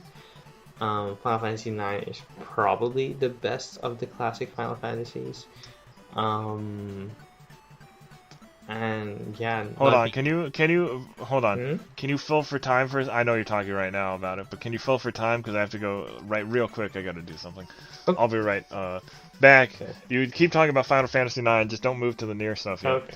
Well, I guess I'll just read what Luke's wife wrote. That's a tongue twister. Okay. Whoops, there's a good chance this will be fixed ASAP, but April 2nd, 2020 started with some tomfoolery in the world of Final Fantasy. Square Enix pushed an update to Final Fantasy IX on Steam this morning, the details of which were publicly available thanks to the Steam database website. There were no official patch notes, and that's likely because this update was either a mistake altogether or the result of some unfortunate human error. Either way, if you look at the file changes, you'll see that Final Fantasy IX was, well, entirely deleted. Naturally, everyone noticed this right away, especially since there are plenty of people just trying to play the game. Everything but the launcher was deleted, and if you take a look at the community forum for the Final Fantasy IX on Steam, you can see the fallout. It's a real mess, but the cool part is you can check out a public record of Square Enix's team trying to fix it. Within a half hour of the game getting inadvertently nuked, fans were tracing backend activities thanks to Steam DB's tracking tools. There's a good chance this article will be out of date soon and will update when it is, but it's a fascinating reminder that ultimately video games are software and databases, and platforms like Steam are just as susceptible to random problems as anywhere or anything else. Perhaps there's a real update on the way as well, so if you're hankering to play some Final Fantasy IX on Steam, keep your eyes peeled in case Square Enix's original plan was to make improvements, such as recent updates for Final Fantasy III. Final Fantasy IX's contemporary port is available for Nintendo Switch, PlayStation 4, Xbox One, PC, and mobile devices. Presumably, it will be available on Steam again sooner rather than later. You can also snag the PS1 Classic Original for the PlayStation 3, PlayStation Portable, and PlayStation Vita. If you ask me, you can go for one of the modern re-releases because they have some cheats and official cheats to make playing the game, or if you're reliving the game, a bit easier. And it's just fun to mess around with certain settings, like having max health or no random encounters, or speeding up the game speed so that you can travel from place to place relatively quick, as opposed to hopping and skipping towards the next location at a snail's pace. Alright. Which should make traveling the world map a whole lot easier. Well, okay, what are you on now? Sorry about that. I'm still on the same article. No, I know, but what are you something about the world map? Yeah, I was talking about. I finished the article and I was talking about, hey, if you're thinking of getting Final Fantasy IX, probably go for one of the modern re-releases because it includes some cheats and some improvements that make playing it or replaying it a whole lot smoother. You can get it on Switch. Yeah, you can get it on Switch, on That's what I have it on. PS4, Xbox One, PC, and iOS or Android. And not at Steam at the moment. So, whoops. Get it whenever available. It's usually on sale throughout the year. Last week it was on sale on Switch. And it's regular. There was a problem with the music for the longest time.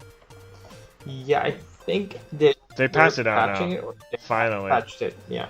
Yeah, they finally, but for the longest time, and that's why I never got it. Mm-hmm. And then when they finally patched the Switch version, I was like, okay, or maybe the Switch version was already pre-patched or whatever. I don't know. But yeah, I was like, I have to look it up.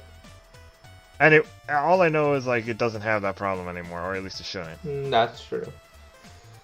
Okay. Alright, moving on. Next up, Nier Replicant version. I'm not gonna read out all the numbers there. Announced 1.22474487139. I don't know if there are more numbers or if it goes on or. Anyway. Wait, hold on.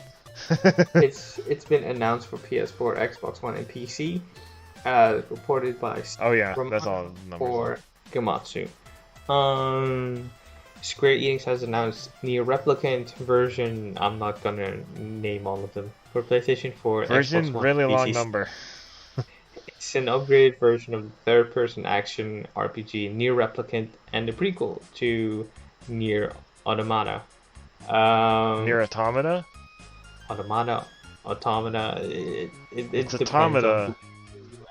it depends. I don't like when people say automata because it doesn't sound right. That's not how it would be said in Japanese. Automata sounds like something about tomatoes.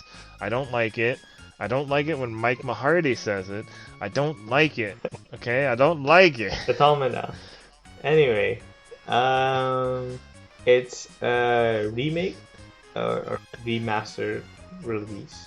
Well, Yeah, it's weird. Is it like it looks like a remake Yeah. of the original Japanese release of the first Nier game, because the first Nier game had two versions, the Western version and the Japanese only version. In the Gestalt? Japanese only version, you play as a younger character with a sister as a support character, and the Western version has an older man with a daughter as a support character. Well, not support in the technical sense of adding to gameplay, but she being a supporting character in the story. Yeah.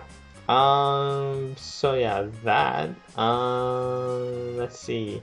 It's neither a remaster or a remake, but rather an upgraded version of the game.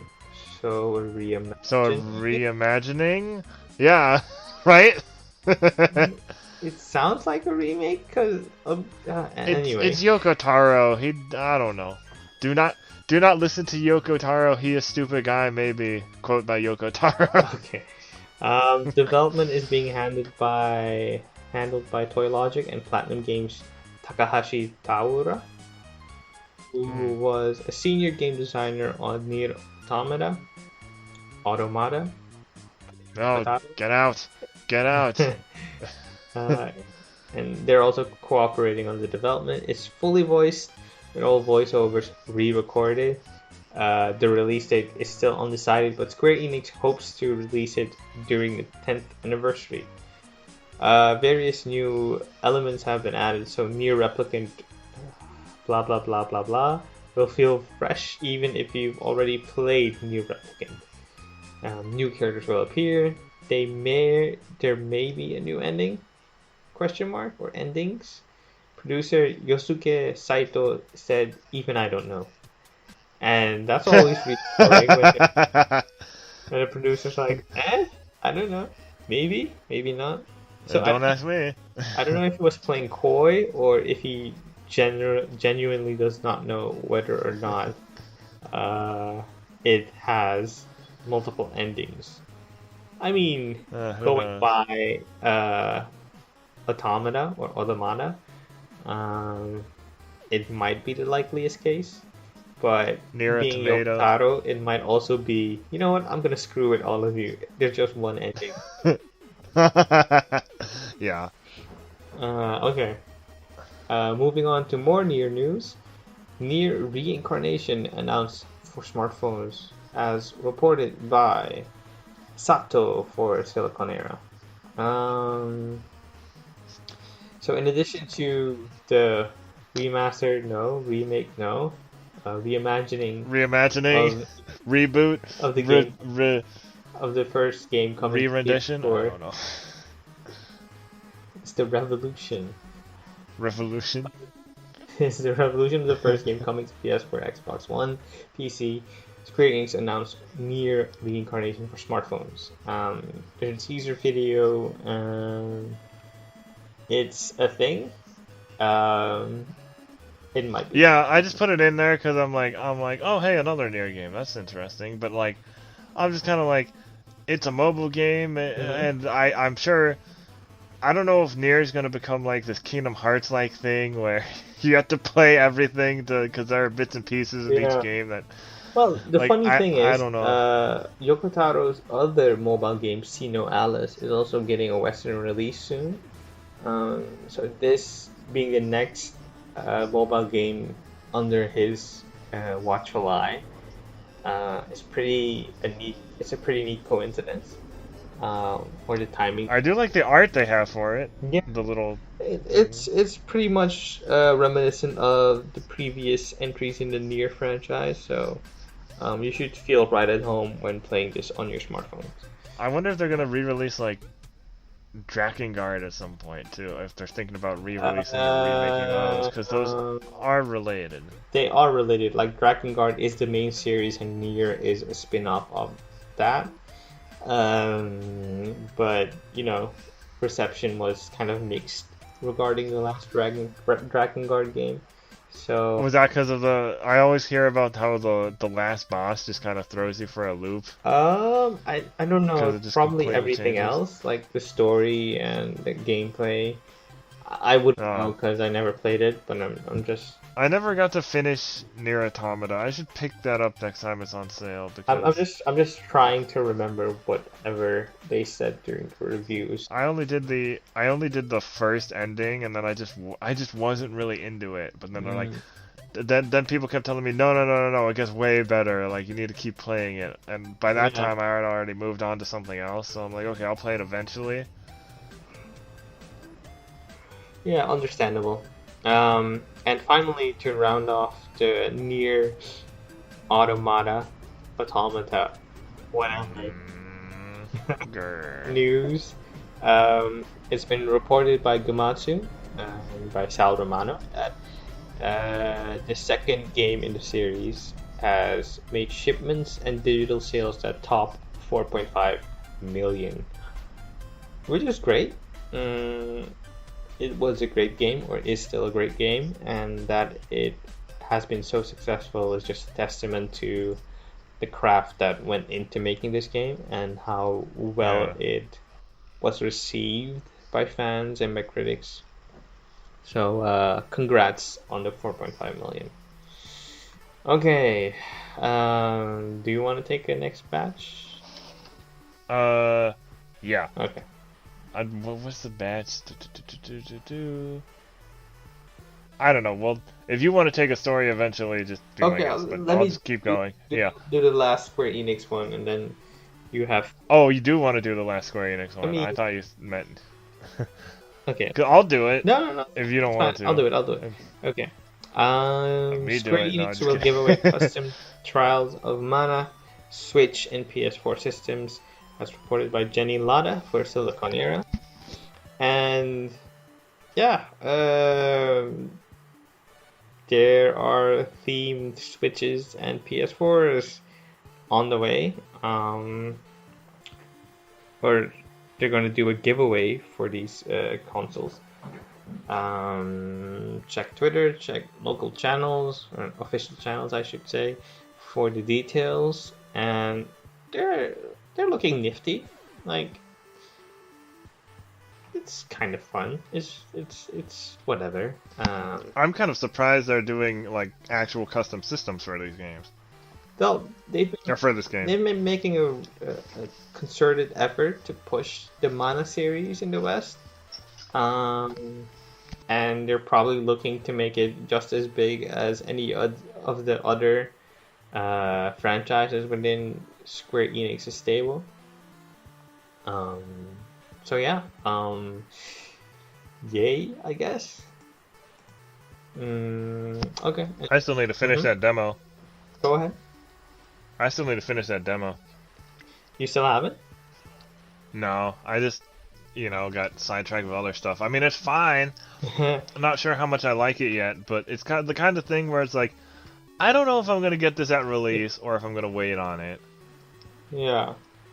My reaction was pretty much, it's okay, it's fine. Yeah, it's kind of it kind of feels like comfort food. Yeah, but it's reminding me of Dragon Quest XI, and then I'm immediately reminded that Dragon Quest XI is something I'd rather be playing at the moment.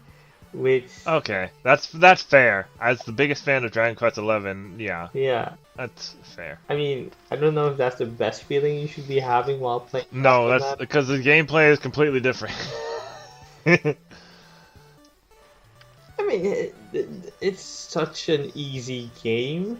I guess that's why I'm just so hesitant to give it a glowing recommendation. Oh, and then were you doing it? Wait, I can't remember. Does it have Japanese audio? Yeah, it does.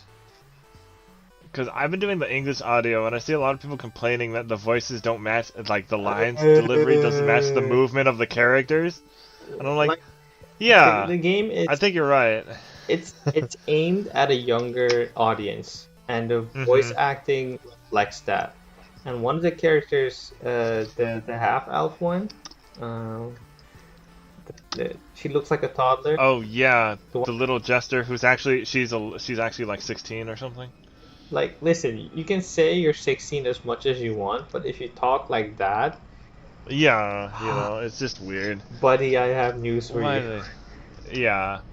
I mean, okay, I get it. Elves age slower physically, probably in this world, but I get that, but still, you don't have to give the voice like that. Yeah. Yeah, I mean, it's the direction. It's probably the voice direction and acting. It's probably less grating if you're playing it in Japanese, but or on mute. It's not. It's not an abomination. I just have issues. No, it's not. Yeah. Yeah. I just noticed that. I'm like, I just was reading something and somebody was like, do the voices not really match, do some of the line deliveries not really match the movement of the character? And then I was like, oh yeah. Well, it's not the densest story text you'll encounter in a game. So the dialogue is also not as complex as I expect it to be for a JRPG. So it's fun. It's pretty. It's colorful. Yeah, it's not a bad game by any means. It's just like there's a lot of other stuff coming out that might be a little more worth your time. Yeah. But if you're interested, there is a demo you can check it out. So it's a free demo, and the save game carries over. So there's that. And it's a decent chunk. It's not like it's not a Dragon Quest 11 size chunk. Because nothing's a Dragon Quest, nothing's like that. Nothing will top that Dragon Quest chunk. Until Dragon Quest 12, but hopefully.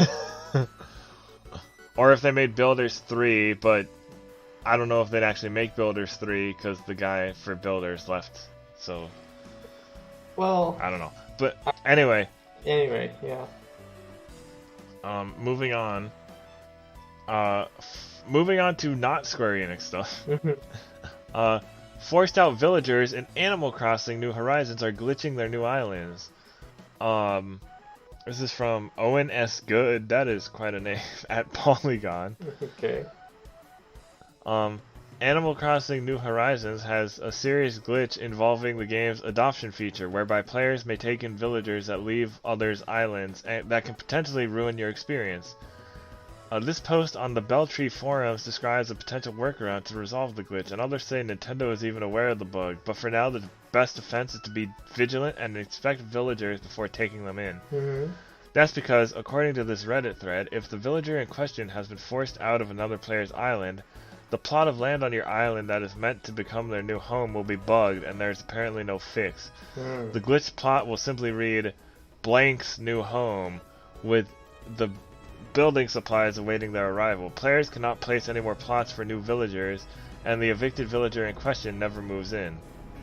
With only 10 plots for your island, plus the fact that this involves a form of amiibo trading among players, it's easy to see why the bug is being treated with such alarm by the Animal Crossing community. PSA making rounds describes problem detail. Key details that a villager who leaves another player's island of their own accord is entirely safe and won't glitch their new island.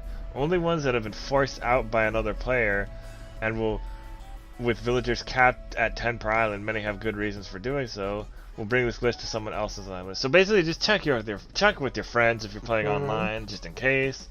Just be like, hey, you didn't kick anyone out recently, did you? Before I come to your islands, because you don't want to accidentally be glitching each other's games or anything. And Nintendo said they're in the process of fixing it, but can't fix the bug without messing up other bugs right now, so it could take a few days, if not maybe a week. I'm happy that I haven't encountered any bugs as much. Oh, the update today. Wait. Hmm. So according to the translation of the Japanese patch notes, any bugged housing plot will be open again. Okay, so just today. They just fixed it today. Okay. However, I don't know. Is this might be a there's another glitch, Okay. which I don't know if they fix. I don't know if they fixed this one yet. Hopefully they are. So newly discovered glitch which can prevent players from progressing through their Bunny Day event challenges. Last week, a glitch was found which essentially rendered plots to land on you. Yeah. Now a second glitch. Okay, so this was after the patch. How's it starting to frustrate players? That their islands can no longer receive balloons. We've seen a number of reports come in the last couple of days which say that popping 300 balloons prevents from more flying into your island. There's a Nook Miles achievement in place for knocking 300 balloons out of the sky in total, and some players suggest that reaching that milestone has caused their game to glitch. The exact requirements to make this happen aren't clear just yet, but some players say that they've unlocked the achievement and no longer receive balloons, while others who have achieved that total haven't had any issues. So it's not...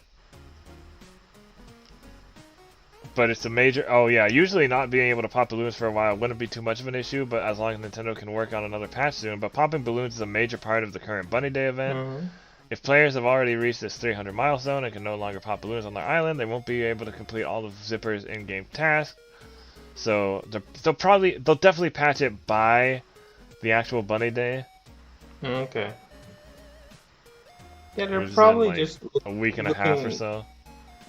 At all the statistics day by day and seeing what the people are saying online and make changes accordingly. Yeah. Moving on from Animal Crossing. I'm just trying to get through these kind of fast so we can get to our main topic a little sooner. Persona 5 Royal streaming restrictions won't let people share events after December 24th. It's weird. This is by Denny Lotto over Silicon Era. With the recent Persona games, Atlus placed and enforced streaming guidelines in the name of preventing spoilers. While Persona 5 was known for how strict it was, the Persona 5 Royal streaming restrictions are slightly less stringent. While the biggest prevents people from streaming after they pass December 24th in-game, an official update offers every guideline for the new version of the game. First, someone can press the PlayStation 4 share button to immediately begin Persona 5 Royal streaming on either Twitch or YouTube. However, after you hit December 24th in-game, it cuts off and you can't stream or take screenshots. This basically means people can't share elements from the new third semester added for the game. In addition, a list of 4 other Persona 5 Royal streaming restrictions were provided to give people who are planning to play and share advice about what they can and can't do. Here's the exact list from Atlus FAQs. Please appropriately mark spoilers if sharing story content. Include copyright logos, Atlus and Sega. Stick to normal streaming guidelines, such as do not slander the game or other players. Please do not make BGM videos. It seems like these sort of guidelines are here to stay. After all, Atlus revealed that Persona 5 Scramble streaming rules back in February 18th. Okay, so they're still being kind of weird about... But I understand with, like, story sport. It's like the other side of the coin with the Square Enix stuff. With the Final Fantasy VII. Whereas Square Enix is just like, please don't spoil this stuff. Atlus is like, hey, you can't spoil this. You literally can't spoil this. Yeah, they're pretty precious about spoiling your stuff. I feel like it's a good measure for protecting people who haven't played it or have yet to hit that particular part of the story. They'll update it eventually too, Yeah. so it's not like... So, moving on. Xenoblade Chronicles Future Connected Epilogue is immediately playable in Definitive Edition. So, you know, the Future Connected, the epilogue that we talked about, I think we briefly mentioned it last week when we talked about the Nintendo Direct. Yeah. It's gonna be a bridge between the first game and the second game. Or even Xenoblade Chronicles X. It's a new post-game adventure with strong focus on Shulk and Melia, or is it Melia? I don't know. Going on a new journey and can be played right away. So you can play this before you even like replay the original game. they're together. Mentions a capital, maybe on one of the Titans' shoulders, and wonder if that's a place she'd want to visit. However, there are hints that a trip to such a place might not be entirely safe. Malia even remarks that they're very much in the dark. Shulk then remarks that it's fortunate he's prepared while the camera looks at the Monado on his back. So there's that, and there's also that it will not include, the definitive edition will not include the new 3DS extra features. This is also from Silicon Era, but by Alistair Wong. The Japanese official site for Xenoblade Chronicles Definitive Edition explicitly noted that the additional features that were added to the new Nintendo 3DS port of the game will not be included in the latest Switch remaster of the game. On the site itself, there's a notice that says the collection mode that was added to the new Nintendo 3DS version of the game will not be included, nor will the amiibo features be included as well, despite the Nintendo Switch supporting amiibos via its controller. That's weird. It seems that Definitive Edition is a remaster of the Wii version by itself, though it comes with its own exclusive features like the playable Future Connected epilogue. Back in the new Nintendo 3DS version, there was support for Shulk from Super Smash Bros. Line of amiibo, which you could tap to the new 3DS's NFC sensor once per day to unlock a new character model or song from the soundtrack, which could then be viewed in... Oh, if that's it... Oh, that's... Besides the... Alright. So it's just like music and extra stuff. Mm-hmm. So that's not a huge deal. Were you looking forward to the extra stuff? Or have you played the extra stuff on the 3DS version? No. I thought it was extra stuff. I thought there was like extra stuff that was like more... That was just like... You know, more content or something. Yeah. I mean, content like in-game, like quest stuff or something, or weapons, or like stat or items or whatever. Yeah. Also, Xenoblade Chronicles Definitive Edition is planned for a Nintendo Switch release on May 29th. Should I take the manga today, ones? A major AAA game got delayed due to the pandemic. Last of Us 2. And Nintendo, and it was probably a planned tweet, but like not too long after that news, you good?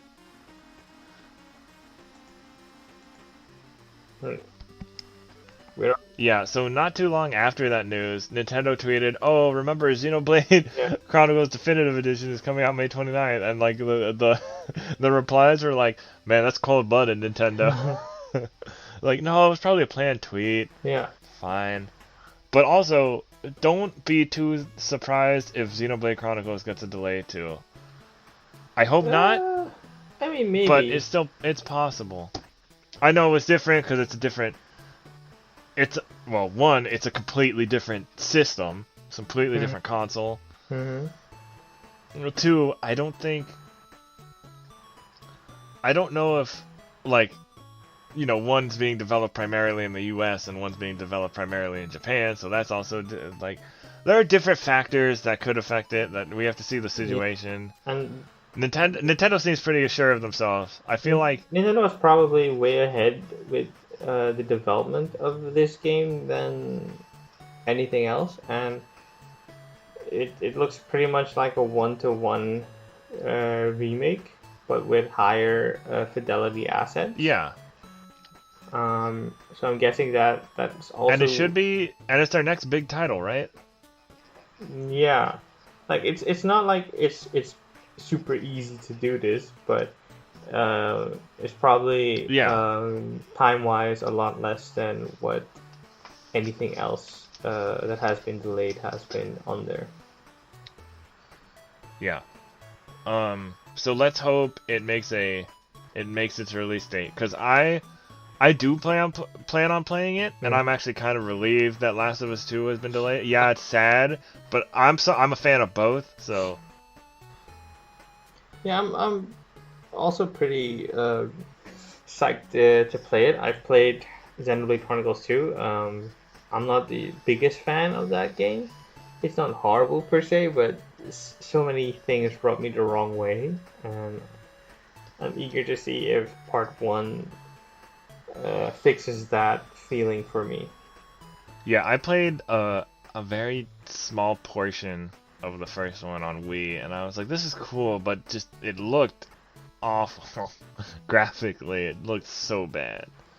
Well, bad or old? Both. Uh, uh, 'cause it looked like an older PS2 game, like Kingdom Hearts 2. Like the original Kingdom Hearts 2, I think looks better than it. but that's more So stylized, right? yeah, that's true. But like, just like that was just the comparison that I had at the time. Mm-hmm. But yeah, I'm glad it looks great now. Yeah. It's still not gonna convince me to play Xenoblade 2 though. But Come again? it's not gonna convince me to play Xenoblade 2 though. It's I don't know. I don't know what to tell you, man. A lot of people love that game, and I don't. Now, But yeah, I'm pretty sure our friend Ife is a huge Xenoblade 2 fan. yeah, he's written a couple of articles on it. Yeah. But I will play if they do the same thing for Xenoblade Chronicles X. I will play that. All right, moving on from Xenoblade. Viz brings Super Mario Manga Mania stateside in late 2020. So, since 1991, Japanese kids manga magazine Koro Comic has been publishing manga based on the world of Super Mario Bros. Written and illustrated by Yukio Sawada, Super Mario-kun has adapted various Super Mario games and told original stories with a goofy vibe. Over 50 volumes have been released, many of them even localized for France and Spain, but until today there hasn't been an official English release. On Twitter, Japanese media publisher Viz Media announced Super Mario Bros. Manga Mania, a compilation volume, will come to North American retailers in late 2020. What about a digital release? This volume was originally released in Japan in 2016, presumably to tie in with the 30th anniversary shenanigans for Super Mario. We missed out, but now that it seems like Mario's 35th birthday is also going to be a big deal, more on that later, the time has finally come for Super Mario-kun in English. We aren't getting a full chronological release yet, but his selection of stories was handpicked by Sawada as a sort of best-of compilation book. It's already available for pre-order and only costs $9.99. That's the price of a standard manga volume in most cases. On Amazon, the release date is listed as December 8th, 2020, but Viz's tweet only confirms late 2020. Okay. So look forward to that. I might read that. Are you a big manga reader? I need to read more. I'm trying to read more, just because manga is just becoming a lot more easily available. Like the Shonen Jump app is like what, $2 a month, and then like. Well, yeah, there's other ways. There's library stuff you can do here too. There's also the Manga Plus app that's also free for the first 3 chapters and the last 6 chapters. That's what if the manga only has 6 chapters? Well, yeah, that there's that. But there's more to keep people who are up to date fed with direct information regarding the series, and those who are willing to try it out have 3 issues to test the waters with. Because right now, the only manga I read is One Piece. I used to read Naruto. Don't really read the Boruto manga or the Dragon Ball Super manga, but I should. I fell off of Blue Exorcist, but that's because it was monthly, and it's kind of harder to. It's a little harder to keep track of monthly releases like that. Yeah. I get you. And then I want to catch up on that. I want to start reading Chainsaw Man because I heard it was really good. Which one? Chainsaw Man. Come again? You broke off. Chainsaw Man. One Punch Man? No. That too, I guess, but... Okay, wait. You just typed it for me. Chainsaw Man. Oh, yeah. Surprisingly, it's in the Shonen Jump app. The Manga Plus app. It's really dark and really bloody, but also has a surprising sense of humor. It's okay. I've read Wolf Guy Wolf Moon. Nothing is more messed up than... Oh, God. Well, it's also pretty messed up, but It's also pretty enjoyable. Yeah. There's that. I'm thinking about reading My Hero Academia just so I can get ahead. And there's other stuff. Yeah. That I'm interested in reading. Just comics in general. Like I want to catch up on the Power Rangers comics. Mm-hmm. I need to read the Power Rangers Ninja Turtles crossover they did recently. There's that Ultraman comic coming out. Yeah. Just a lot of stuff. And then having to do with manga and comics still, The Legend of Zelda Legendary Edition mangas are being bundled into a box set. This is from Jenny Lotta at Silicon Era. Viz Media, again, has been handling the localizations and North American releases for the Akira Himekawa Legend of Zelda manga adaptations for years. Now in October 2020, it will have another special edition set for people who have loved these retellings of certain video game stories. It will be on October 20th, 2020. Legend of Zelda Legendary Edition box set will be released for $125, and Amazon is already taking pre-orders. This Legendary Edition box set bundles together hardcover versions of all 5 of Himekawa's manga volumes. This means you get the Legendary Editions, which are larger than usual volumes that compile all the chapters into larger tomes, of Ocarina of Time, Majora's Mask, A Link to the Past, Oracle of Seasons / Oracle of Ages, Four Swords, Minish Cap, and Phantom Hourglass. All of these volumes are already available immediately, so they don't have to wait for this box set. Folks can find them individually or track down the paperback omnibus editions that first started rolling out in November 2018. In fact, the 25th anniversary box set with 10 volumes even appeared back in 2011. So, I have the Majora's Mask one. Mm. And I really liked it. It added some additional context. So I thought added some additional context about like the origin of Majora's Mask and also the Mask of Divinity. Mm-hmm. So I thought that was just a really neat thing. I think it's only one volume as well. Did you also like the game, or were you put off by the... I was put off by... I like the concept of the game, like the putting on the different masks for different abilities, but I don't like the time thing. No, you don't. I like everything else. Yeah, I don't like time-based things in video games in general.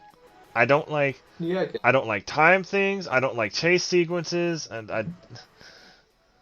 it's brilliant that you only have 3 days to figure everything out, because that brings also a very sense annoying. of urgency, but it also is annoying when you're playing the game and you can't figure stuff out, and then you're just sat in a corner thinking, okay, what am I supposed to do? And you're stuck, and then the moon blows up the world, and that's it. Yeah. So yeah, you got Mario and Zelda manga coming up, and I believe she's working on I forgot what she's currently working on a Zelda manga, but I forgot what it was. It wasn't Breath of the Wild, I don't think. I think it might have been Twilight Princess. Okay. So next story by Sato at Silicon Era. Platinum Games reveals final Platinum 4 announcement as an April Fool's collaboration with Hamster. They recently announced April 4th, 20... The Platinum 4 website updated with a docking new collaboration with a certain legendary developer. Links to the video. Hamster... But Platinum Games got developer Hamster. The game is Soul Cresta, a neo-classic arcade game made as a successor to the 1985 vertical-scrolling arcade game Terra Cresta. If you're wondering about the connection there, Hamster Corporation acquired the rights to all of Nihon Busan's games in 2014. This included Terra Cresta, developed by Nihon Busan's video game brand Nichibitsu. Here's a message from Platinum Games chief game designer Hideki Kamiya on April Fools. We, Platinum Games, went all out this year, April Fools again. While I'm aware that we are living in troubled times, as an entertainer, there's a part of me that just wants to cheer you all up, even if it's just a little. That's nice. So whether they have like a real 4th announcement is kind of unknown right now. There's just a little funny thing they did. like, Like, hey, look at how this. serious are we supposed to take this? Like, is there no major fourth announcement? Is this all? I could see it being like becoming a real thing, but like maybe they put the game because what does the game look like? Does it look like a retro like arcade game kind of thing? Mm-hmm. Yeah. So maybe they could put it as like I could see it as like maybe they put it on as a mini game in Project GG or a Bayonetta 3 or something. Yeah. But I don't know if they're gonna actually make a full game out of it. No, but let's just pretend this was only an April Fool's joke. Is there an actual fourth? Yeah, that's what I'm wondering too. Yeah. Oh wow. They haven't like Platinum Games and Hideki Kamiya have not yet clarified that. Okay. So we'll just have to wait and see. Yeah. And our last bit of news, I mean we have more news, but it has to do with the main topic. It's I should have put it in the bad news, but Yeah. I don't know. I don't know if anybody cares. News. Yeah. So Inazuma 11 Heroes Great Road delayed to 2021 in Japan. New details. Level 5 has delayed Inazuma 11 Heroes Great Road from its previously planned spring 2020 release in Japan to likely 2021, as well as shared a development update and new information about the title. Here are the this is from Gamatsu by Sal Romano. Here are the notable tidbits. Due to the game development issues, production was difficult and the schedule was significantly delayed. Critical user feedback online led to a decline in staff motivation, putting the game in a difficult situation. While Level 5 once considered stopping the game's development, there were fans who sincerely supported them, so they decided to try and resume development somehow. Resuming development led to the idea that, by evolving the engine and development systems created in the development of the Yokai Watch series, an Inazuma 11 game could be completed with high quality. By going in this direction, there was hope that Inazuma 11 could do something it had never done before. Normally, the release timing of a cross-media project is important in order to maximize synergy with corresponding media, but this time Level 5 wants to concentrate on carefully creating a game without being tied to the anime broadcast schedule, because this was previously known as Inazuma 11 Aries, and it was tied to that anime, and then the game was, had to have a delay, so the whole anime series aired before it even came out. Actually, even the following anime series aired before this game came out. finished airing. And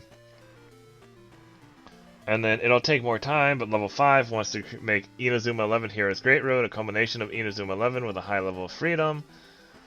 Unmei Sasami is the new protagonist in the game. He loves soccer, but is unable to play due to a certain trauma he experienced, so he decides to play a role in supporting talented soccer players. Until now, it was common to follow the story of the anime written by Hino in the games, but in order to bounce back from development hardships, this time Level 5 is trying a new strategy. Rather than show a single story, the player will instead diverge with each character's side of the story. So it's actually a completely original story just for the game. The story will depict the united front of three protagonists.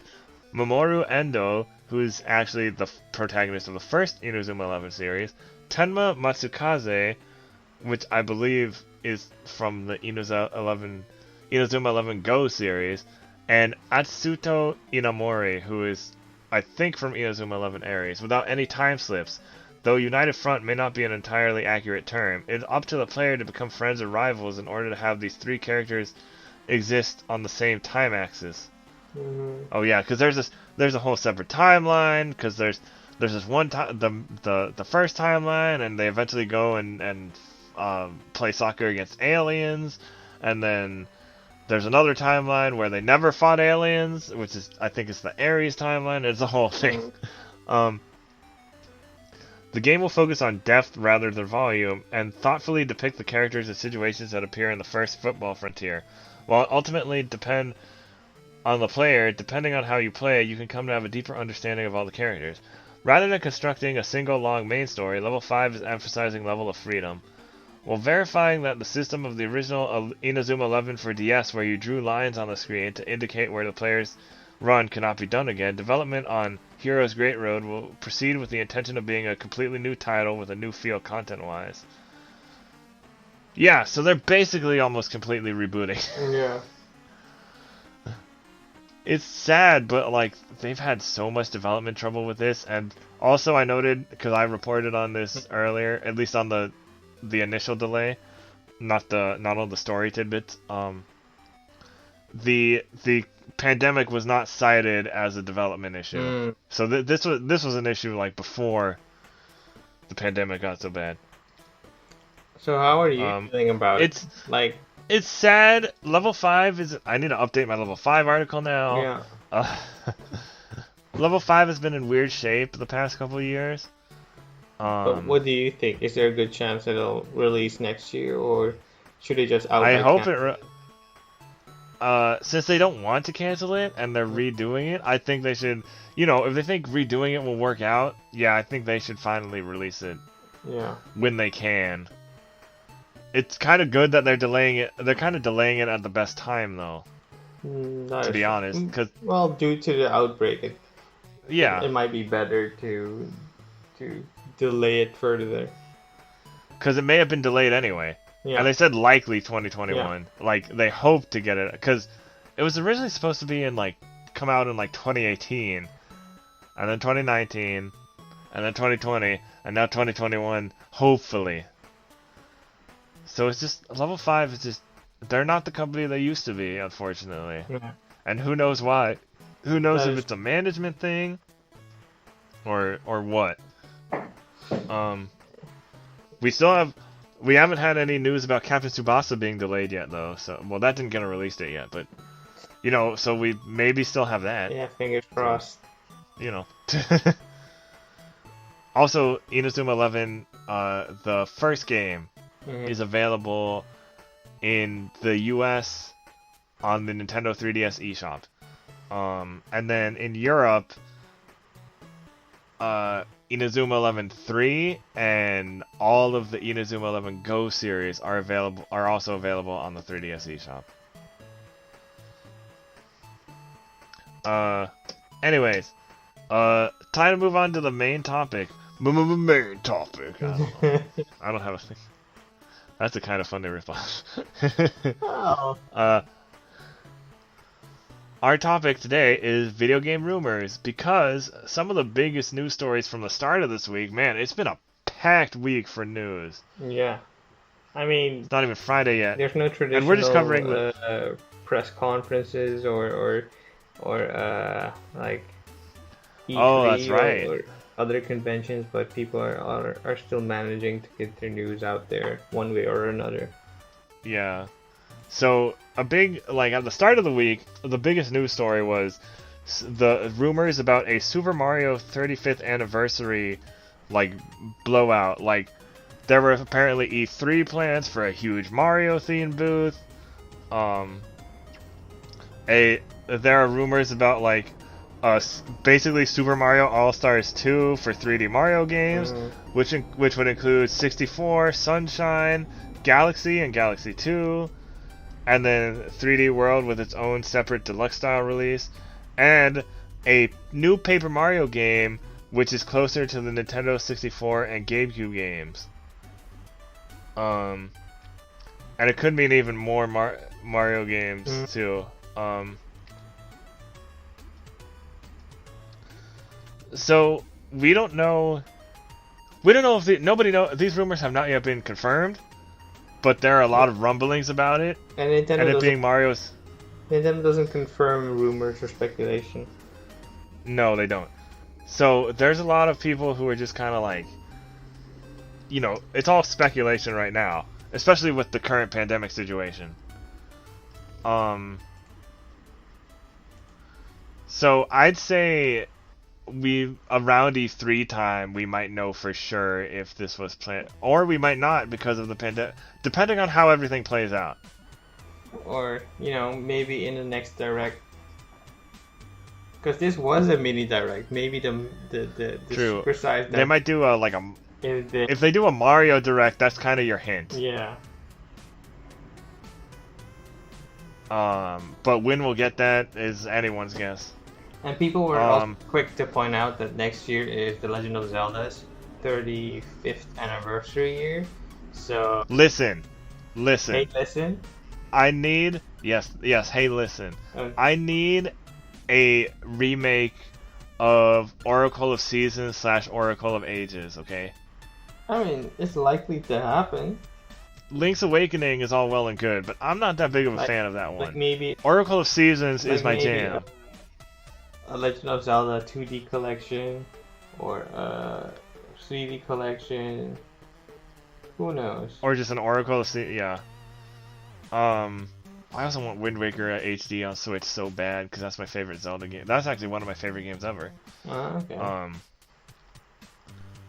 But yeah, Mario thing. I was thinking about Mario and like, I really like the weirder Mario games. So like, Mario 2, and the Super Mario Land games, like specifically come to mind.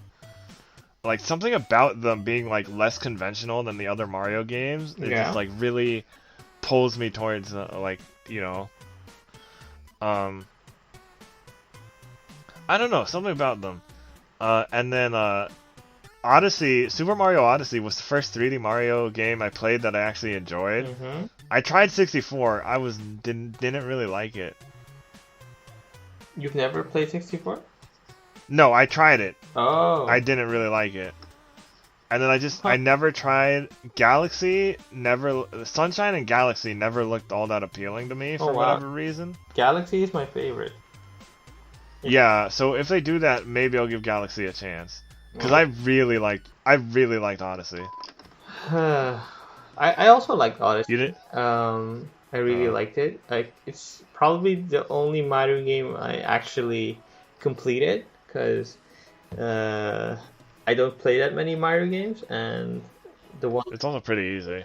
Most of them are pretty easy, but the 3D Mario games seem a bit trickier than the 2D ones, though, from what I've seen. Because I've played a handful of 2D ones.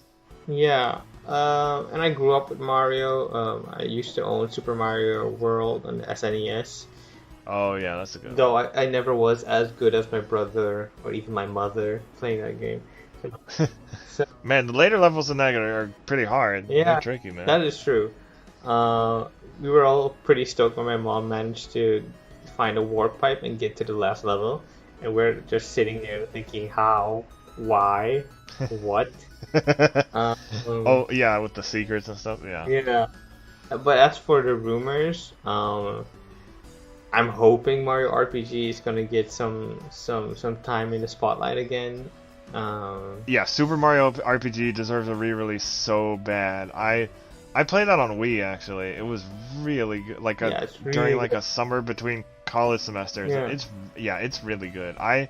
I think it's my favorite out of the Mario, Paper Mario, Mario, Luigi, all that. Yeah, and a return to form for the Paper Mario series is also in order. Yeah, and then also rest in peace to Alpha Dream. Yeah. Well, let's hope Nintendo snatched them up while they were looking forward. Yeah, let's hope so. Yeah. But yeah, any other Mario games like Mario Strikers or Mario Golf? Mario Strikers. I want that to be re-released also, because that is basically just Captain Tsubasa with Mario characters. Well, I'd really like Nintendo to open up those kind of games to all Nintendo characters, so that you don't just have Smash fighting. I would love seeing Link playing soccer. Yeah. In a soccer outfit. That would be actually really cool. That'd be really cool. And and Captain Falcon. So many of these games have like such an expansive cast. You could have like sports teams filled with fan favorites from certain series. Like let's say Ganon is the goalie. For a Zelda team, etc. Yeah, because like Mario Kart 8 has been a pretty good start with that. Because Mario Kart 8 has Link and Isabella. Isabelle and does it have Zelda? It doesn't have Zelda, right? Yeah, Squid Kid, Inkling, I think is what they call it. Stuff like that. So like that, you could tell they're they're thinking about it. They're experimenting with it a little. Yeah, I mean, if you have so much room to play with, why not use it? Yeah, and some people have like kind of theorized that the next Mario Kart might be Nintendo Kart. Mm-hmm. Because at that point, like, you already introduced other characters from other Nintendo franchises. Sure, the Mario Kart name, it could still keep the Mario Kart name, maybe, just because of the brand recognition. But, like, Nintendo Kart is close enough. People are going to know. People aren't going to think, like, oh, Nintendo made another kart racer that isn't Mario Kart. It's going to be like, nobody's going to say that. It's not freaking... What's the one? Nicktoons Racing? Mm-hmm. The recent one that came out? Or Garfield Kart? Oh, gosh. That's often on sale on Steam for about $1. Lord have mercy. I'll 1v1 you in Garfield Kart, bro. Yeah. Anyways, yeah, so let's hope these rumors, hopefully these rumors are true. That would be great. I have some other rumors to talk about, though. Another rumor is that Studio M2 working on Capcom 2021 remake projects headed by former Platinum Games CEO. So more Capcom remake projects might be in the works for 2021 and beyond if rumor and errant Twitter posts are to be believed. The web of rumors begins with noteworthy Twitter source Nibelian retweeting a declaration of confirmed news by VGC in regards to Studio M2, the Capcom-backed studio that worked on Resident Evil 3, reimagining coming out later this week. Nibel followed up the tweet by also sharing the tweets of yet another known video game industry leak source, Dusk Golem 1, also known as Aesthetic Gamer, 2021 Resident Evil project, and yet another Capcom remake. Yeah. So, I'm wondering, sure, Resident Evil, maybe it's a remake of Code Veronica, maybe it's a remake of 4, but what I'm curious about is whatever the other one is, because it's not specified. So it's anybody's guess. Like, look, I'm not saying it's a remake of God Hand, but I'm saying it should be a remake of God Hand.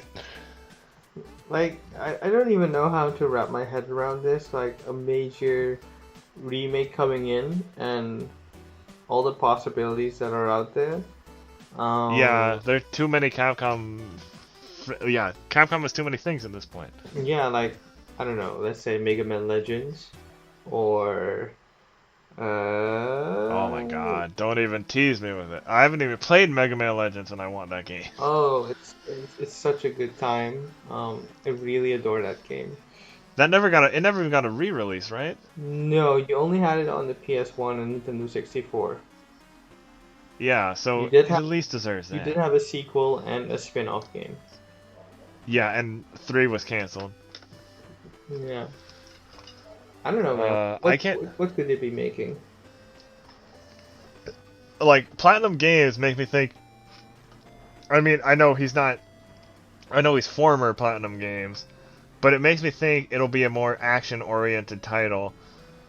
And I don't mean action like, oh, Resident Evil 5 or 6 or 4 or whatever. I mean action-oriented like God's Hand or like more physical combat, stylish action type of thing. Which, of course, that's just speculation based on the studio that the guy used to be at, so it's like a total thing. Yeah, we have absolutely no idea what's coming up. We just like to speculate. Yeah. I do hope they re-release God Hand someday, or remake it, or do something with it, because that's underappreciated. For me, there's... Like, what could I want? Like, I definitely want Goof Troop back. The game I adored on SNES. Well, with all the DuckTales stuff, and like how Disney's a little more open, I could see them doing like a remake of Goof Troop, yeah. That's true. But besides that, there's nothing that I can think of that would make an interesting reimagining. Hang on. If they remade the first Monster Hunter, that would be... Oh no, but then that would just be a weird with World. I mean, okay, because remaking Monster Hunter... Then you'd have 3 Monster Hunter games to contend with, like Ultimate on Switch. And Oh, actually, you know what Monster Hunter game they could remake? yeah. Monster Hunter Story. I mean, yeah, that's definitely a possibility. I don't think they're doing that. There's also I do. just had it on the tip of my tongue. It's not Lost Planet. Oh, yeah, Lost Planet. No, there's one more. There was also a DS or 3DS spin-off for that game with colorful characters. It's a Lost Planet spinoff? Yeah, check it out or look it up. You'll be surprised. It's just EX Troopers? Yeah, it was EX Troopers. I forgot about it. I'm probably just gonna come up with an answer if I just leave myself. Exhilarating manga-esque action. Yeah, that's the stuff. Nintendo 3DS. I need to look this up because this sounds cool. Yeah, it's really cool. I don't think it got a wide Western release. Probably only in Europe. But it's definitely worth it to check. I played like the demo of like Lost Planet 2, and I thought that was pretty cool. It just took a long time to take down a giant monster, but I like how it was huge. What if they Darkstalkers wouldn't be a bad idea. Oh, that's funny you say that. I was at the last Anime Expo. I was interviewing and I may have I think I mentioned this on the podcast before. I was interviewing what like the two of like the producers or developers who made Teppen, and I was talking about like the characters. My interview was focused on like the characters and stuff about Darkstalkers. So, like, about stuff about, like, a return of Darkstalkers or something like that. Yeah, that'd be crazy. Yeah. Or a Breath of Fire remake. Oh, definitely. Or Capcom versus SNK 3. I mean, or I would be against new it. Capcom versus SNK. Chippendale Rescue Rangers. Yeah, I don't know, man. It could be anything. It's a remake, so Dino Crisis. How did we not say Dino Crisis? Of course, it's Dino Crisis. Yeah, that would be the best choice probably.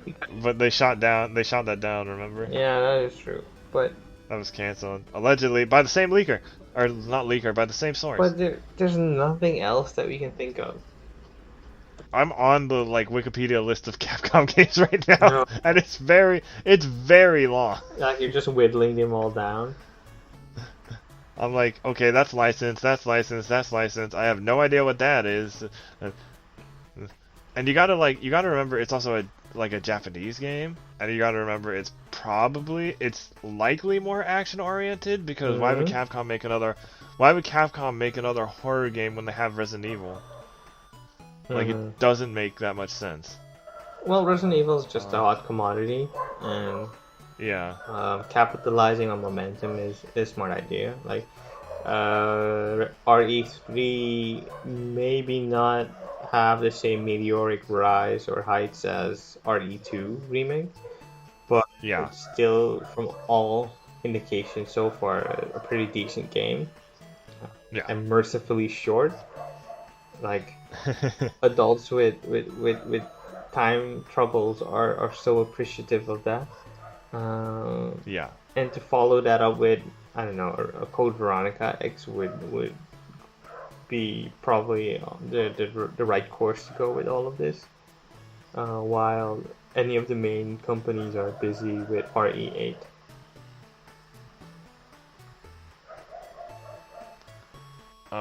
And then for another thing on rumors, we have another recent story on rumors.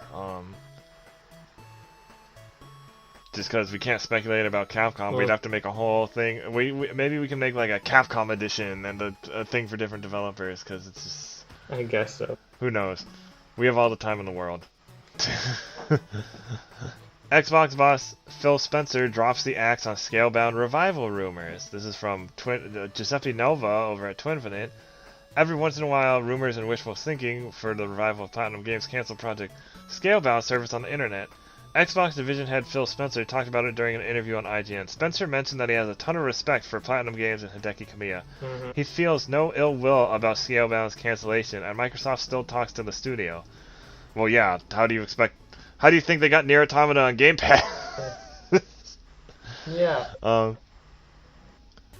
Unfortunately, what they tried to do didn't work, and he regrets being so public about the game before a real and believable plan was in place. Scalebound simply didn't get there, and this goes across both Microsoft's own team and Platinum. He also added that Microsoft loved some of the ideas that developers were trying to achieve and wanted to be able to ship a great game. That being said, no work is being done on it. We're not working on it. I'm not at Platinum today, but I'm almost positive they're not working on it. Of course, that doesn't necessarily mean Hideki Kamiya could be working on the original concept for Scalebound and have it under a completely different name. Because it's completely different from the gameplay we saw. Well, besides having a dragon. Well, Hideki Kamiya has admitted as much as saying, like, you know what, it'd be cool if we could just get the IP back and start with something, be it something a whole new rendition or carrying on from where they stopped. Yeah. It's something we've all moved past, and it's not a moment that I see as a high point for me in my role, having to cancel a game that we've talked about for years. But yeah, for the people out there that are kind of thinking that maybe there's some things that's still in the works, there is not. So unfortunately, there's not, as far as we know. There is, and we have another. So moving on, we do have another article that I found. It's from IGN. It was which of 2019's biggest rumors ended up being true. Microsoft and Sony's next-gen consoles. Confirmed. Nintendo working on an updated Switch. Partially confirmed. Which we actually have a question for that from our buddies over at the Lamer Gamers podcast. What do we think about the Nintendo Switch Pro rumors? Well, will we ever see this? I mean, so we have the upgraded Switch now, right? Like the slightly better one. So I think, you know, a Nintendo Switch Pro or a new Nintendo Switch or whatever, we'll see it somewhere down the line, I think. Yeah, it's probably en route next year. Yeah. Because the president of Nintendo, I think his name is Furukawa, said no new hardware revisions are incoming this year. So yeah, I don't think you should be holding your breath for a Pro model. Would I like a Pro model? There's not much I can complain about with my current Switch. My Switch. That's literally my only problem. Yeah. And the Joy-Con. Besides Yu-Gi-Oh. Yeah. But that's the game. That's an issue with the game itself. That's not the system. Yeah, I mean, I'm not missing HDR or 4K resolution on my Switch.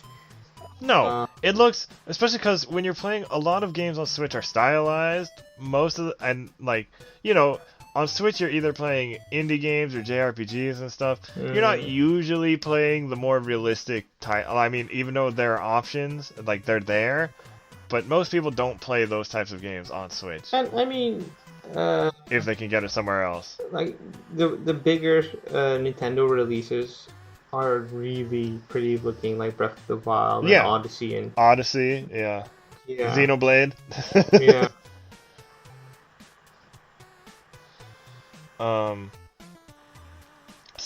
So it'll come eventually, I'm sure. It's just not. Just like don't expect it to come soon. No. Just pace yourself. Going on with this rumors article, so Microsoft considering a discless Xbox One, which was confirmed because we had the Xbox One S All Digital Edition, which I have a Target down the road from me, and we don't. I mean, obviously, I haven't been there in a couple of weeks because of all this whole quarantine thing, but I always see those there. And because they're, like, not that much, I think about picking one up, and I'm like, I could just gotta wait for a Series X. Like, why would I do this? I mean, you could buy one and hook yourself up with Xbox Live Game Pass or Game. Yeah, but I also have a PC that I just need to fix the Xbox Game Pass on PC program for that. There's a way to do it. I need to figure out. And also, I can't play Blue Dragon on the all digital edition. I'm pretty sure. Really? There's no downloadable version of the game? Can you download Xbox 360 games on an Xbox One? I thought so. I didn't think so. I should check. Yeah. Dragon on Xbox One. It's on the marketplace. Yeah, but you can access that from the 360, so that's why I don't know. I mean, you could still buy it, probably. Yeah, you can buy it. But would it run still? Like, can you actually... You can buy it, but can you actually download it to the Xbox One? It says available on Xbox One. I'm not even making this up. I'm reading this. Oh, okay. I'll show well, you. I wish I had known that. I wish I had known that a couple weeks ago. I mean, there's a list floating around about all the games that are compatible with backwards compatibility. Yeah. So I usually. But it's not that it's not that. No, I'm just saying, like, you know, the ones that I would get, like Blue Dragon, I would prefer a physical copy. Because that game is such an enigma to me. Because it's like this weird mixture of stuff that just somehow and it was Xbox 360 exclusive, and it just didn't do well at the time. Xbox, and it's like Xbox made a concerted effort to really push themselves as a JRPG machine. Because you had, but like I'm saying more of Blue Dragon in general is just like it didn't get a release on anything else except for the later Nintendo DS sequels, and then that like not that many people know about, and then like it's a whole it's made by this one specific studio and has the Akira Toriyama artwork and the Nobuo Uematsu composed for it, and it's just like it was done this mixture of stuff. Mistwalker, that's being led by Hironobu Sakaguchi of Final Fantasy. Yeah. So it was like combining. It's almost like combining Final Fantasy and Dragon Quest with a couple Persona elements because of the whole Shadow thing, and then of course Okage Shadow King, which is a very similar concept that predates it. So it's like this whole thing that's just fascinating to me. I need to write about it at some point, but you know, before I can write about it, I need to actually play it. So yeah, so that's why I prefer a physical version. But if I can download it on Xbox One, maybe once this pandemic is in a better spot, maybe I'll pick one up. Okay. But if I can just download it on an Xbox Series X, then I see no reason to get a, you know. So I might have to wait.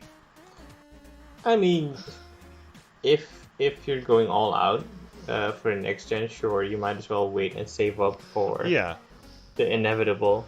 But if you're in a pinch and you don't really care about any teraflops, you can just buy the cheapest option available if you're not that picky, and go on your nerd gaming.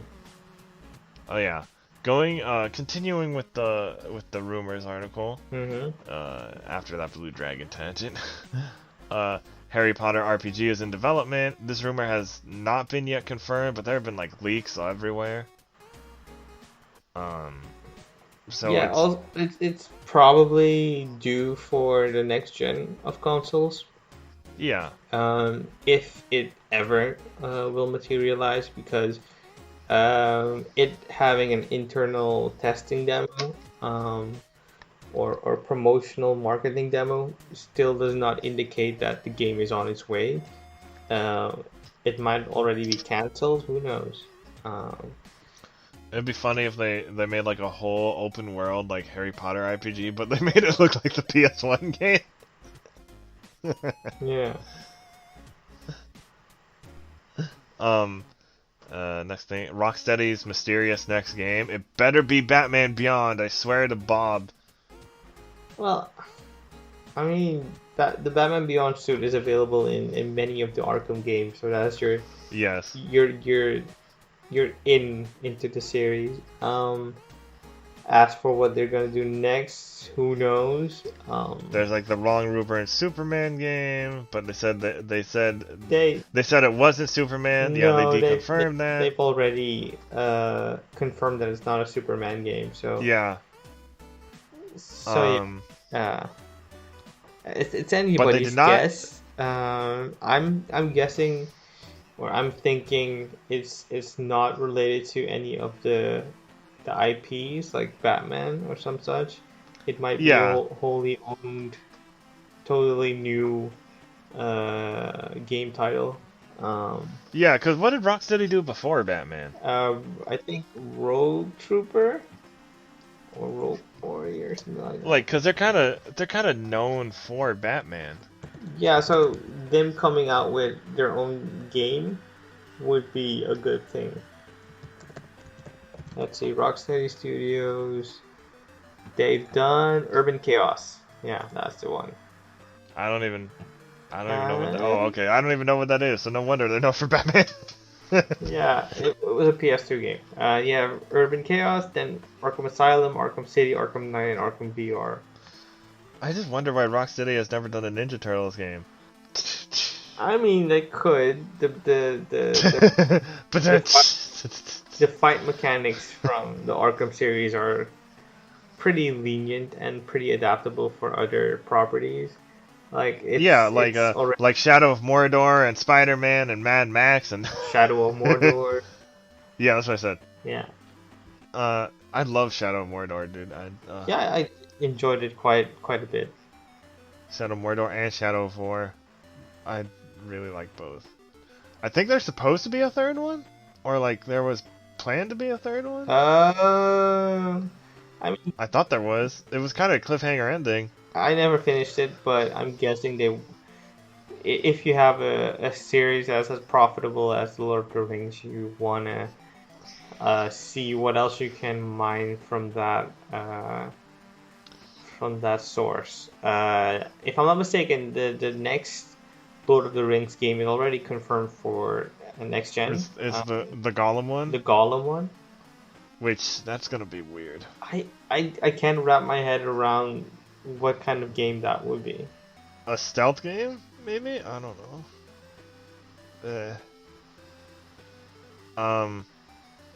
And then I don't know, man. Also, the Nemesis system. We need more things to have the Nemesis system or something similar. Is great. Warframe has something similar apparently in like one of the newer updates, which is really cool. Blizzard developing Diablo 4. That was confirmed, right? Yeah. Not that I can remember. Bioshock. Yeah, it was confirmed. It says right here. They announced Diablo 4 during BlizzCon 2019. Okay. And then new Bioshock in the works, confirmed. Borderlands 3 reveal, yep, confirmed, because that already released. Microsoft reviving Fable, and I know these aren't Japanese games, but we're just talking about this article anyway. Like, Playground Games hired for a top secret open world action RPG, which might be a Fable reboot. I love Fable. And I'm weird because I played the third one first, and I love the third one, and a lot of people really don't like the third one. Wait, how did you play the third one first? What do you mean? I had an Xbox 360. I never had an original Xbox. The third one was coming out. It looked really cool. My friends were playing it too, so we all started playing Fable 3. Then, after playing Fable 3, I downloaded Fable 1 and Fable 2 that summer and played through both of them. And I was like, those were all great. Wow. Interesting. It's been a while since I played any of them. Those are only on Xbox, right? Those don't have a PC release, I don't think. Which one? Just all of them. I'm gonna have to check that one. Because I'd love to play Fable again at some point. Well, it was on PC. Oh, it is on PC. Yeah, only those two, like Fable The Lost Chapters and Fable 3 are on PC. I'm thinking Fable 2 is not on PC. Okay. Yeah, so Fable remake, or What was Fable Anniversary? Well, it won't be a remake because Last Chapter No, is it's already a a remake. So yeah. Is that what Fable Anniversary is? yeah, Fable Anniversary would be the Lost Chapters, I guess. Yeah. Possible Fable 4 concept art surfaced online in late November, though the artist later told IGN the images were tests for a potential position and not part of an official project. So that's unconfirmed for now. Valve creators own VR Half Set and a Half-Life VR game, yeah, confirmed. That just Half-Life Alyx just released earlier. Now the other things I wrote down, rumors to discuss, because these are the rumors I remember being big. Remember Pokemon Stars? Yeah. That was a thing. That was a whole thing. I mean, isn't Pokemon Stars what eventually shifted into in Sword and Shield? I mean, maybe there are people Because I remember Stars being the code name for the first real Switch Pokemon game, not Let's Go. People do speculate. Yeah, people do speculate that Sword and Shield was originally going to be a 3DS game. So with how it doesn't look that great and all this other stuff, so that could be possible.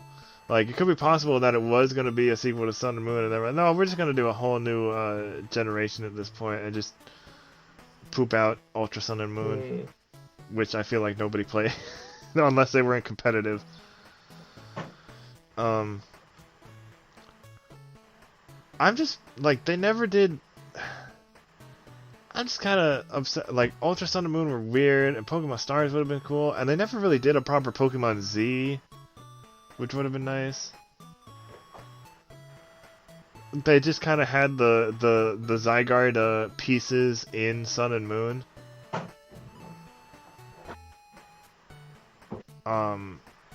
Instead of doing a proper Pokemon Z. And if they ever did like a Return to Kalos, I would love a Pokemon Z for Switch.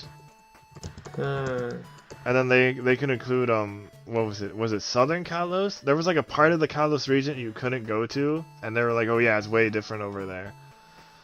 But they never like. I don't think they're beholden to it. Like, they could. No, but it would be a cool. Yeah, it would be a cool thing. Yeah.